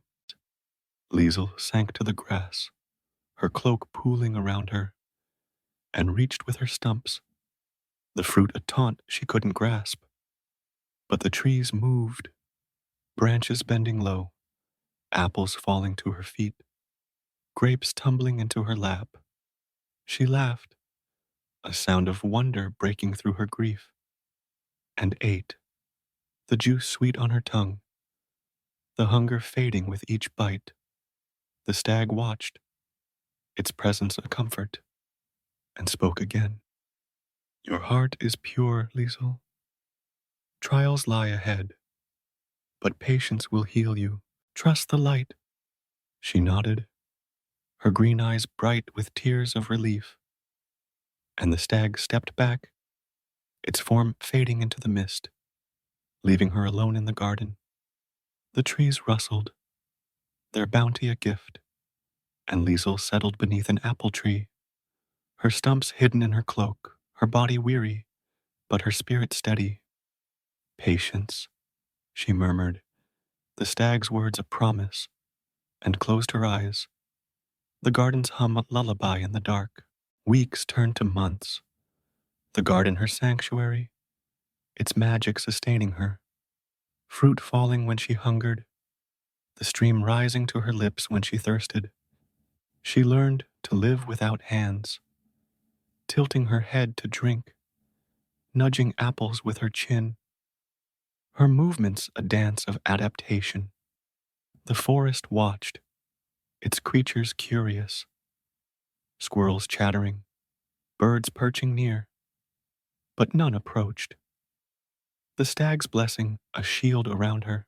Leisel sang, her voice soft and clear, a thread of joy in her solitude, and the garden grew, its flowers brighter, its trees taller, as if her kindness fed its magic. One twilight, as the sky bled red and gold, a shadow moved beyond the garden. A man, tall and broad, his cloak green as the forest, a bow slung across his back. Leisel froze, her song faltering, her stumps tucked beneath her cloak as he stepped closer, his boots crunching on fallen leaves. He was young, his hair dark and tousled, his eyes a warm brown that caught the dusk's light, and he carried a deer slung over his shoulder, a hunter lost in the wild. "Who's there?" he called, his voice steady but kind, and Liesel shrank back, her heart thudding. He saw her, golden hair, pale face, eyes like moss, and paused, his bow lowering. "A girl?" he said, stepping into the garden, his gaze soft with wonder. "How do you live here?" "Alone?" Liesel's voice trembled, her stumps hidden as she rose. "The forest helps me," she said, her words a shield. I I don't need much." He smiled, setting the deer down, his hands gentle as he pulled bread from his pack. "I'm Leon," he said, offering it. "I hunt for my father, the king beyond the hills. You're no wild thing. What's your name?" "Leisel," she whispered, her cloak shifting as she reached, then stopped, her stumps a secret she couldn't share. He stepped closer, placing the bread at her feet, his eyes searching hers. "You're welcome here," she said, her voice soft, and he nodded, a spark of something, curiosity, kindness, lighting his face. "I'll come again," he said, turning back to the forest, his figure fading into the dusk. Liesel watched, the bread warm at her feet, the stag's promise echoing, "Patience will heal you." The garden hummed, Leon's shadow a thread in her tail, and she settled back, her heart stirring with a hope she hadn't felt since the mill. A light in the darkness, faint but growing. The tale turned, the forest her home, the stag her guide, and Liesel, handless but whole, waited, her kindness a seed in the wild, its bloom yet to come. The enchanted garden, nestled deep in the forest, bloomed under the soft light of dawn, its trees heavy with fruit, its flowers a riot of color against the mossy earth. Liesel knelt by the stream, her golden hair catching the sun, her stumps hidden beneath the folds of her tattered cloak as she tilted her head to drink, the water cool against her lips. The garden had become her haven, its magic a quiet companion, apples falling to her feet, vines curling grapes into her reach, the air humming with a life that answered her gentle songs. She'd grown lean, but strong, her movements a dance of adaptation, her green eyes bright with a resilience forged in solitude.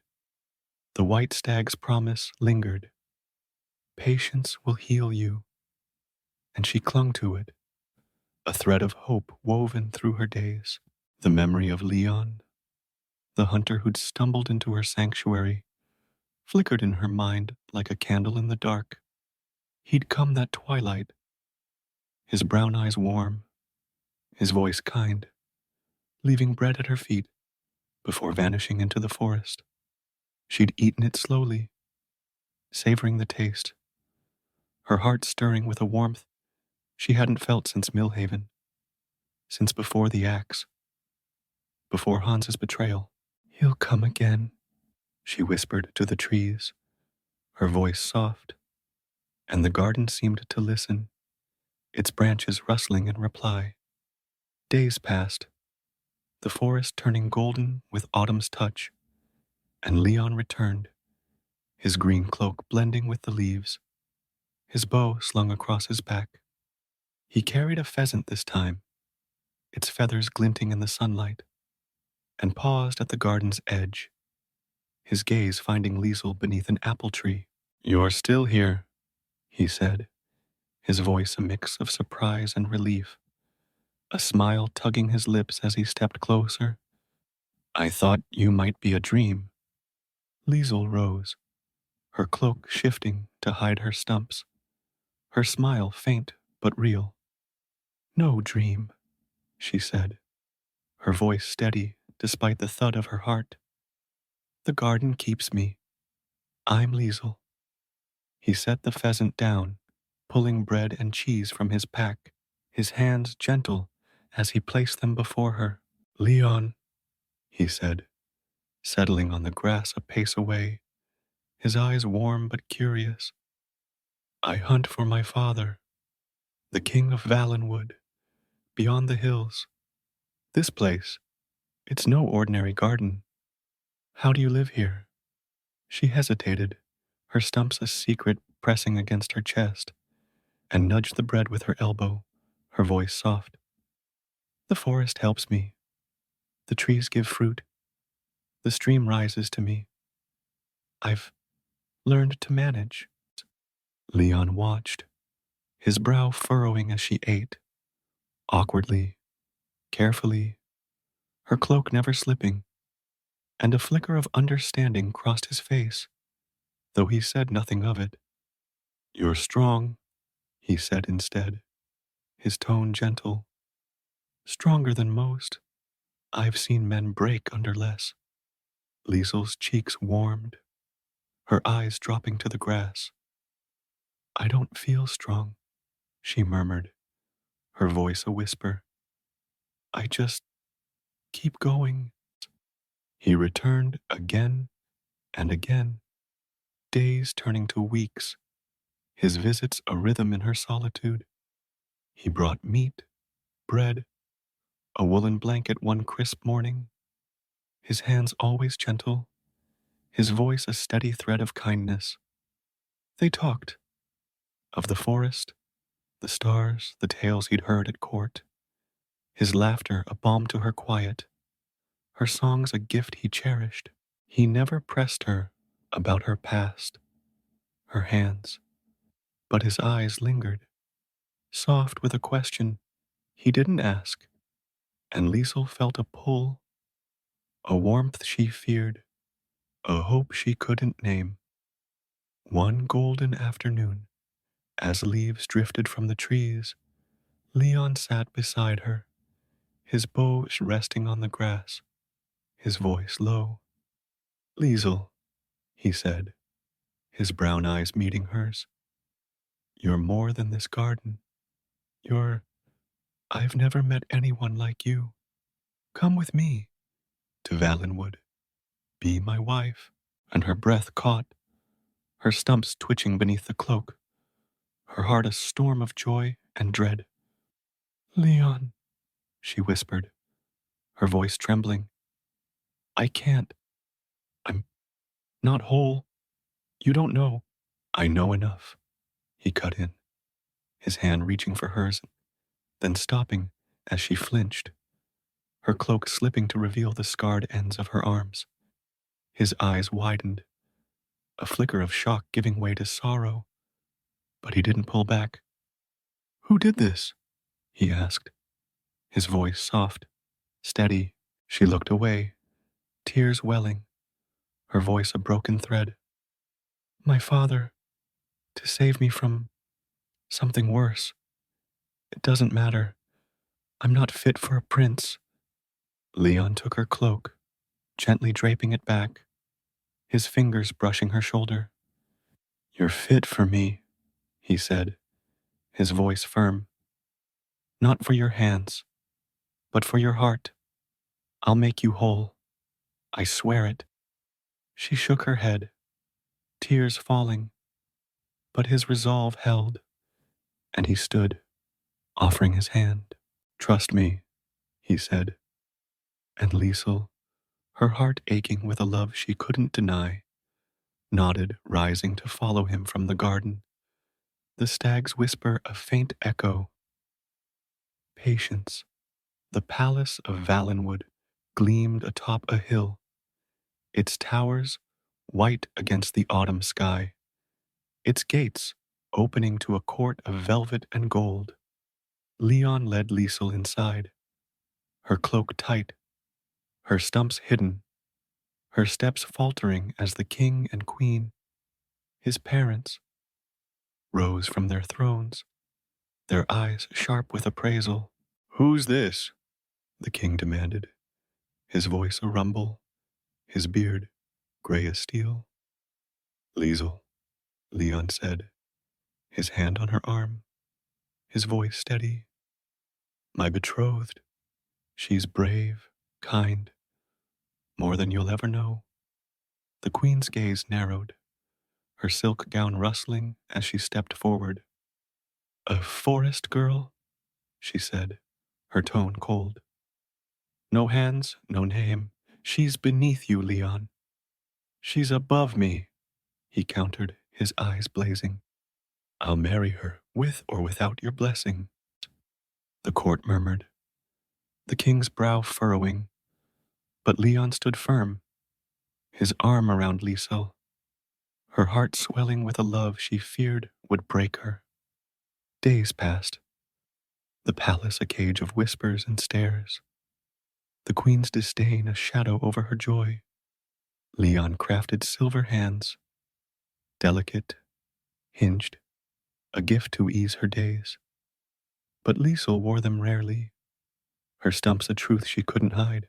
One stormy night, as thunder rolled over Valenwood, a letter arrived, sealed with black wax, its script sharp and cruel. The king read it aloud, his voice a growl.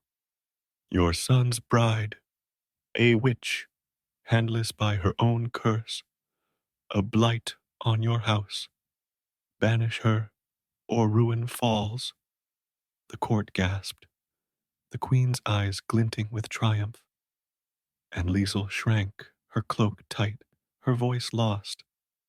"It's a lie," Leon roared, seizing the letter, his hands trembling. "She's no witch. I know her." The king's gaze hardened, his voice cold. "Proof, or she goes. I'll not risk my kingdom." Leon fought, his pleas a storm. But the queen's will prevailed, and guards seized Leisel, her silver hands clattering to the floor, her cloak torn as they dragged her to the gates. "Leon," she cried, her voice breaking. But he lunged, held back by steel, his shout a promise. "I'll find you."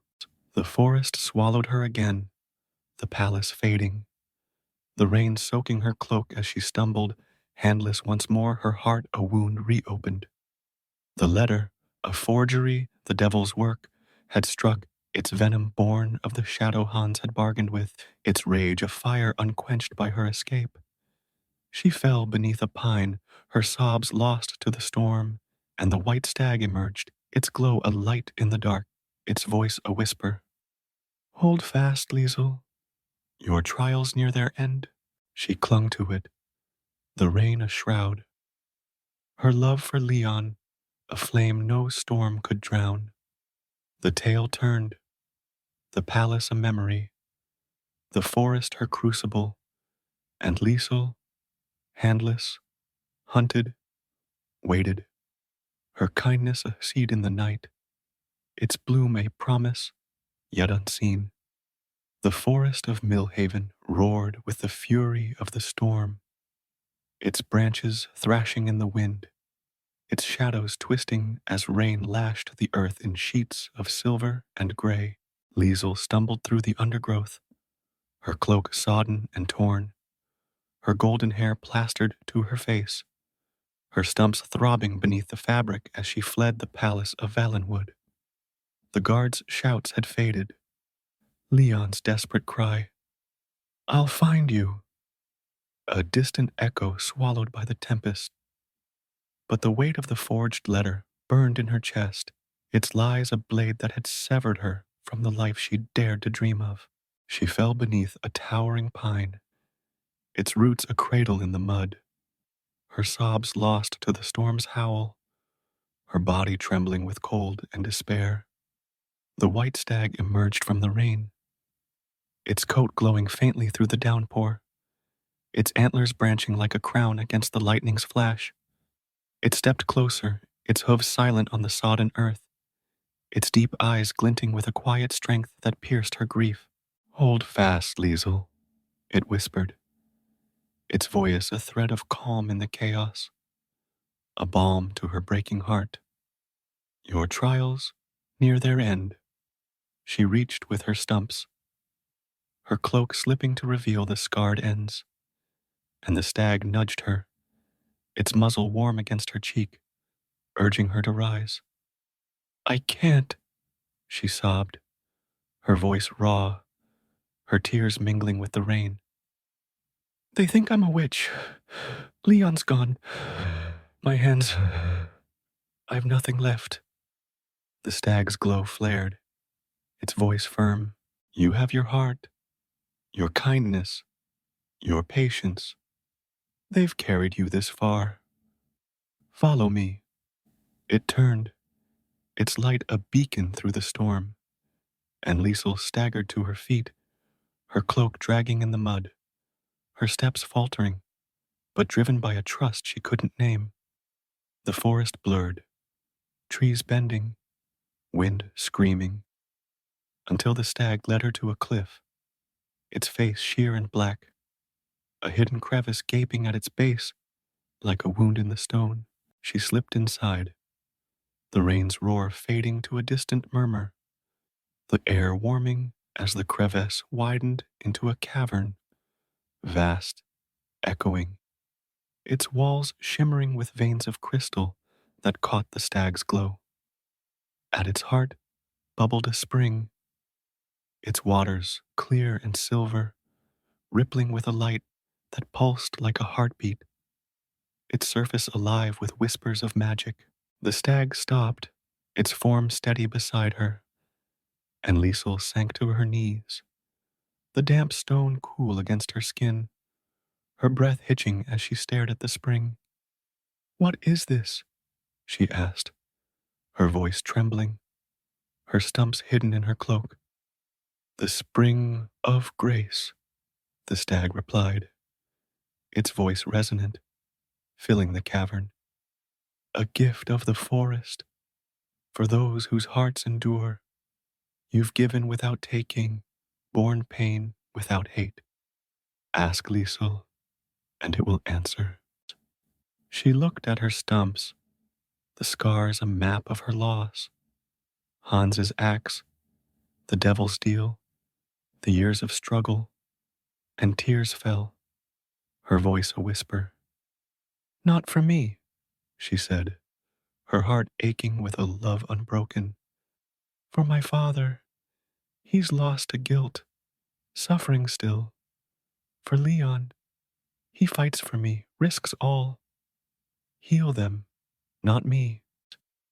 The stag's eyes glinted, a flicker of awe in its glow, and the spring flared, its light swelling to a blinding white, the cavern trembling as a voice, not the stag's, but deeper, ancient, rose from the waters.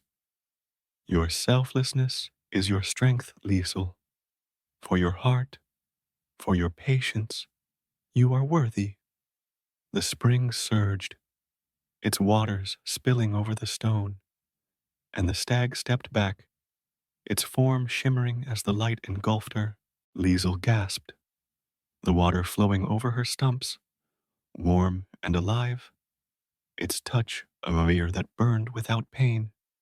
She lifted her arms, the cloak falling away, and the scars melted, flesh knitting, bones stretching, fingers forming, soft, whole, perfect, as if they'd never been lost.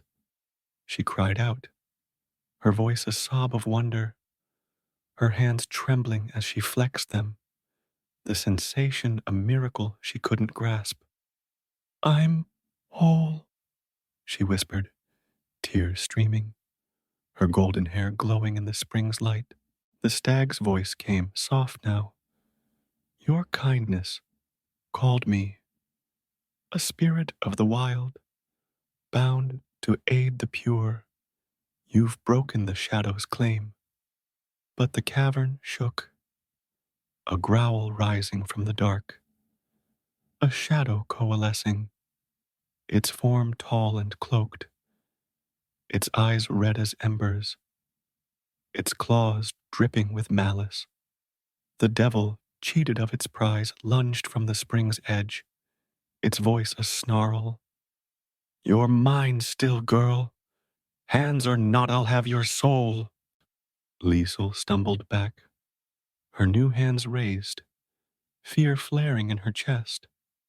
But the stag roared, a sound of light, not sound, and its glow erupted, its antlers blazing as it charged. The shadow shrieked, its claws slashing, but the stag's light struck, a beam of white that pierced the devil's form, shattering it into smoke, ash, its scream fading to a wail as the cavern stilled, the curse broken, the spring's glow softening to a gentle shimmer. Leisel sank to the stone, her hands clutching her cloak, her breath ragged with relief. The stag approached, its form dimming, its voice a whisper. You're free, Leisel. Go, claim your light. It faded, its glow dissolving into the spring, leaving her alone, her hands a miracle, her heart a flame rekindled. She rose, the rain easing beyond the cavern, the forest quiet as she stepped out, her cloak dripping, her hands flexing in the cool air. The path to Valenwood stretched before her, the palace a distant gleam through the trees, and she walked, steady, sure, her new hands a gift she'd earned, her love for Leon a beacon pulling her back. The devil's shadow was gone, Hans's guilt a burden she'd lifted, and the spring's promise rang true. Kindness and patience had healed her. Days later, she reached the palace gates, her cloak patched but her hands bare, their softness a truth no lie could hide. The guards stared, their spears lowering, and Leon burst from the courtyard, his green cloak flying, his brown eyes wide with shock and joy. Leisel, he cried, running to her, his hand seizing hers, whole, real, his voice breaking. Your hands, how? She smiled, tears falling, her fingers curling around his. The forest gave them back, she said, her voice steady. For kindness, for patience. I'm free, Leon. He pulled her close, his arms a shield, his breath warm against her hair. I fought them. The letter was a lie. I knew you'd come back. The guards parted, the court gathering, their whispers a tide as Leon led her inside. Bim esetas, her hands a marvel, her presence a light in the palace's gloom. The king rose, his gray beard stark against his robe, his eyes wide as he saw her hands, the queen's face paling beside him. A witch? The king asked, his voice a rumble, but Leon stepped forward, his voice fierce. No witch, he said, his hand in hers. A miracle. My wife, if she'll have me still. Leisel nodded, her green eyes bright, and the king's gaze softened, his voice low. Prove it false, and she stays. The tale turned, the spring's gift a triumph, the devil's curse a memory, and Leisel, whole, loved, stood ready, her hands a testament to a heart that had endured, her love a bond no shadow could break. The palace of Valenwood stood bathed in the golden light of a late autumn afternoon, its white towers gleaming against a sky streaked with amber and rose. The courtyard buzzed with the murmurs of the court, lords and ladies, guards and servants, gathering as Leisel stepped through the gates, her golden hair catching the sun, her new hands bare and soft against the patched folds of her cloak. Leon held her close, his green cloak draped over his shoulders, his brown eyes blazing with a joy that silenced the whispers, his hand clasped in hers, whole, real, a miracle no one could deny. The guards flanked them, their spears lowered in awe, and the king and queen stood at the throne's edge, their faces a mix of shock and doubt as the couple approached. Leisel, Leon said, his voice steady, lifting her hand for all to see.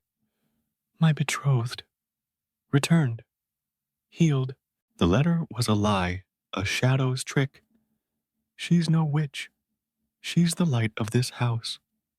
The king stepped forward, his gray beard stark against his robe, his storm cloud eyes narrowing as he studied her hands, smooth, unscarred, as if they'd never been lost. Healed, he rumbled, his voice heavy with suspicion. By what magic? Speak, girl. Leisel met his gaze, her green eyes steady, her voice soft but clear, carrying over the court's hush. The forest gave them back, she said, her fingers flexing in the light. A spring, a gift for kindness, for patience. I asked not for myself, but for my father, for Leon.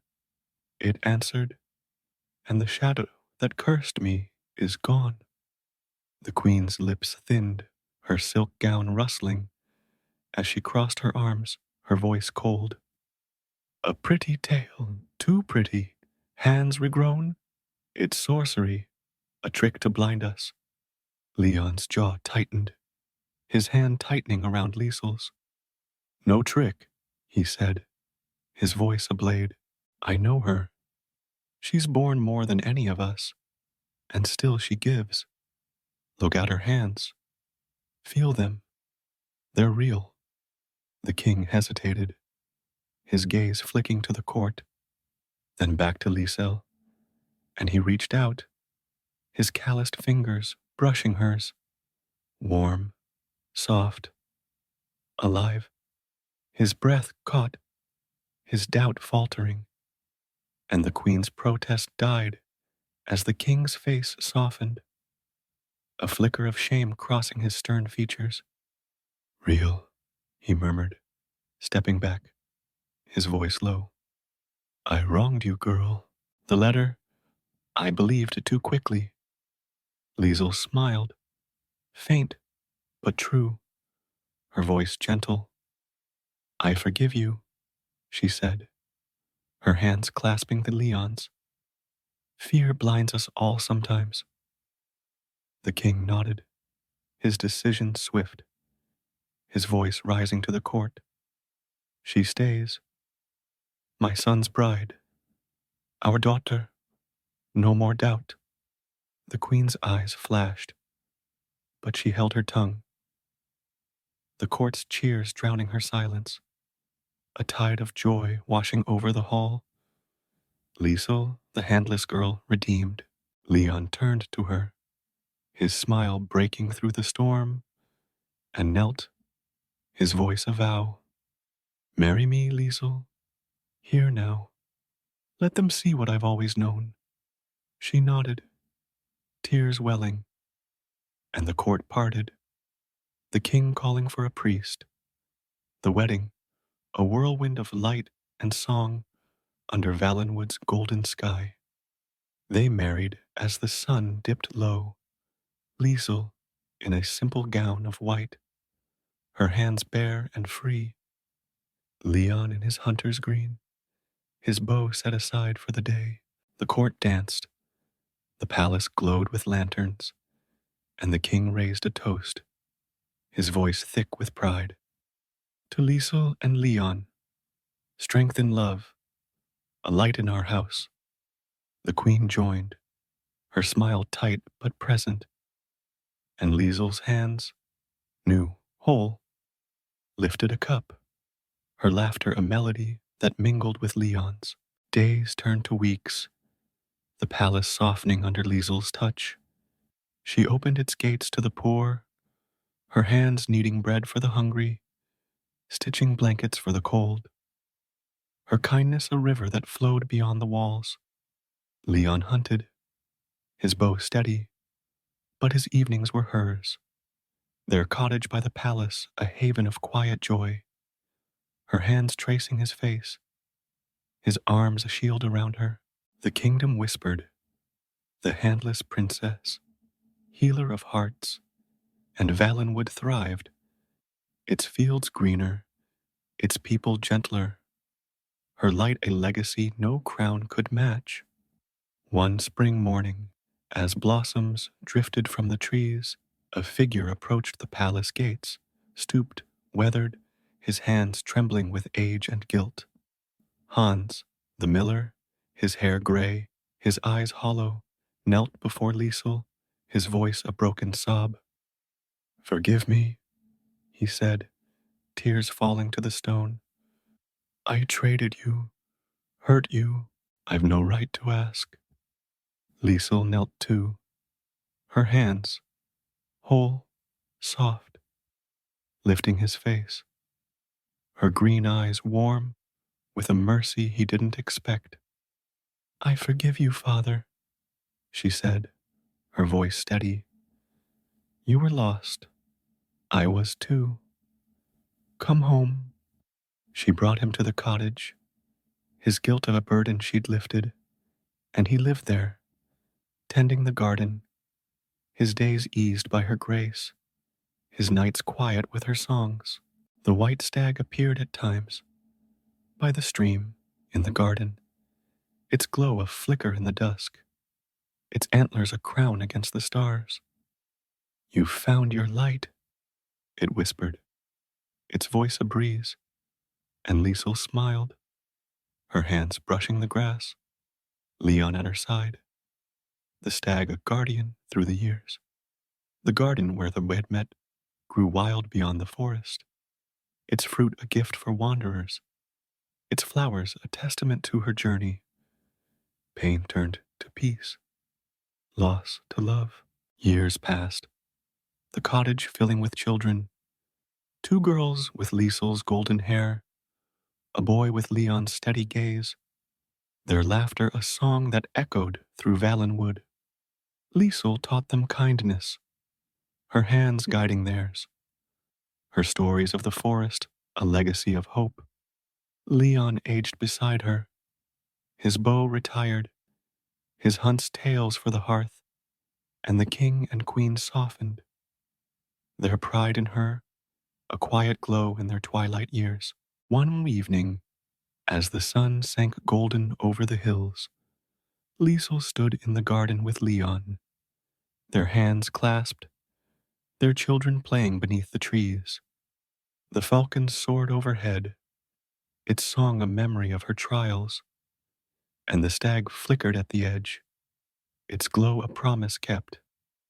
"You healed me," she said, her voice soft, her fingers curling in his.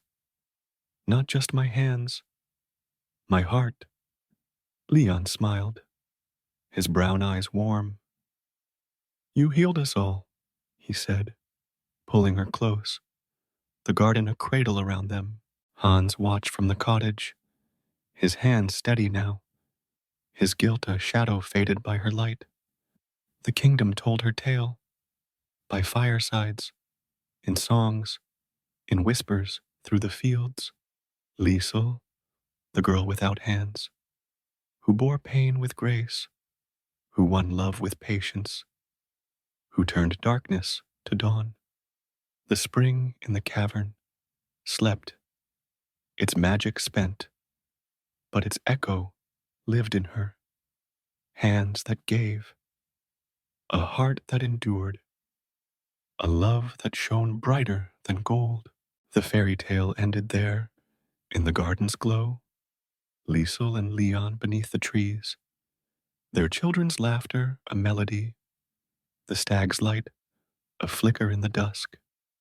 Hans found peace, Valenwood found grace, and Leisel, whole, loved, lived on, her hands a gift, her kindness a lesson carved in the kingdom's heart, patience and goodness, stronger than any curse, bloom where shadows fall, bringing happiness truer than any crown.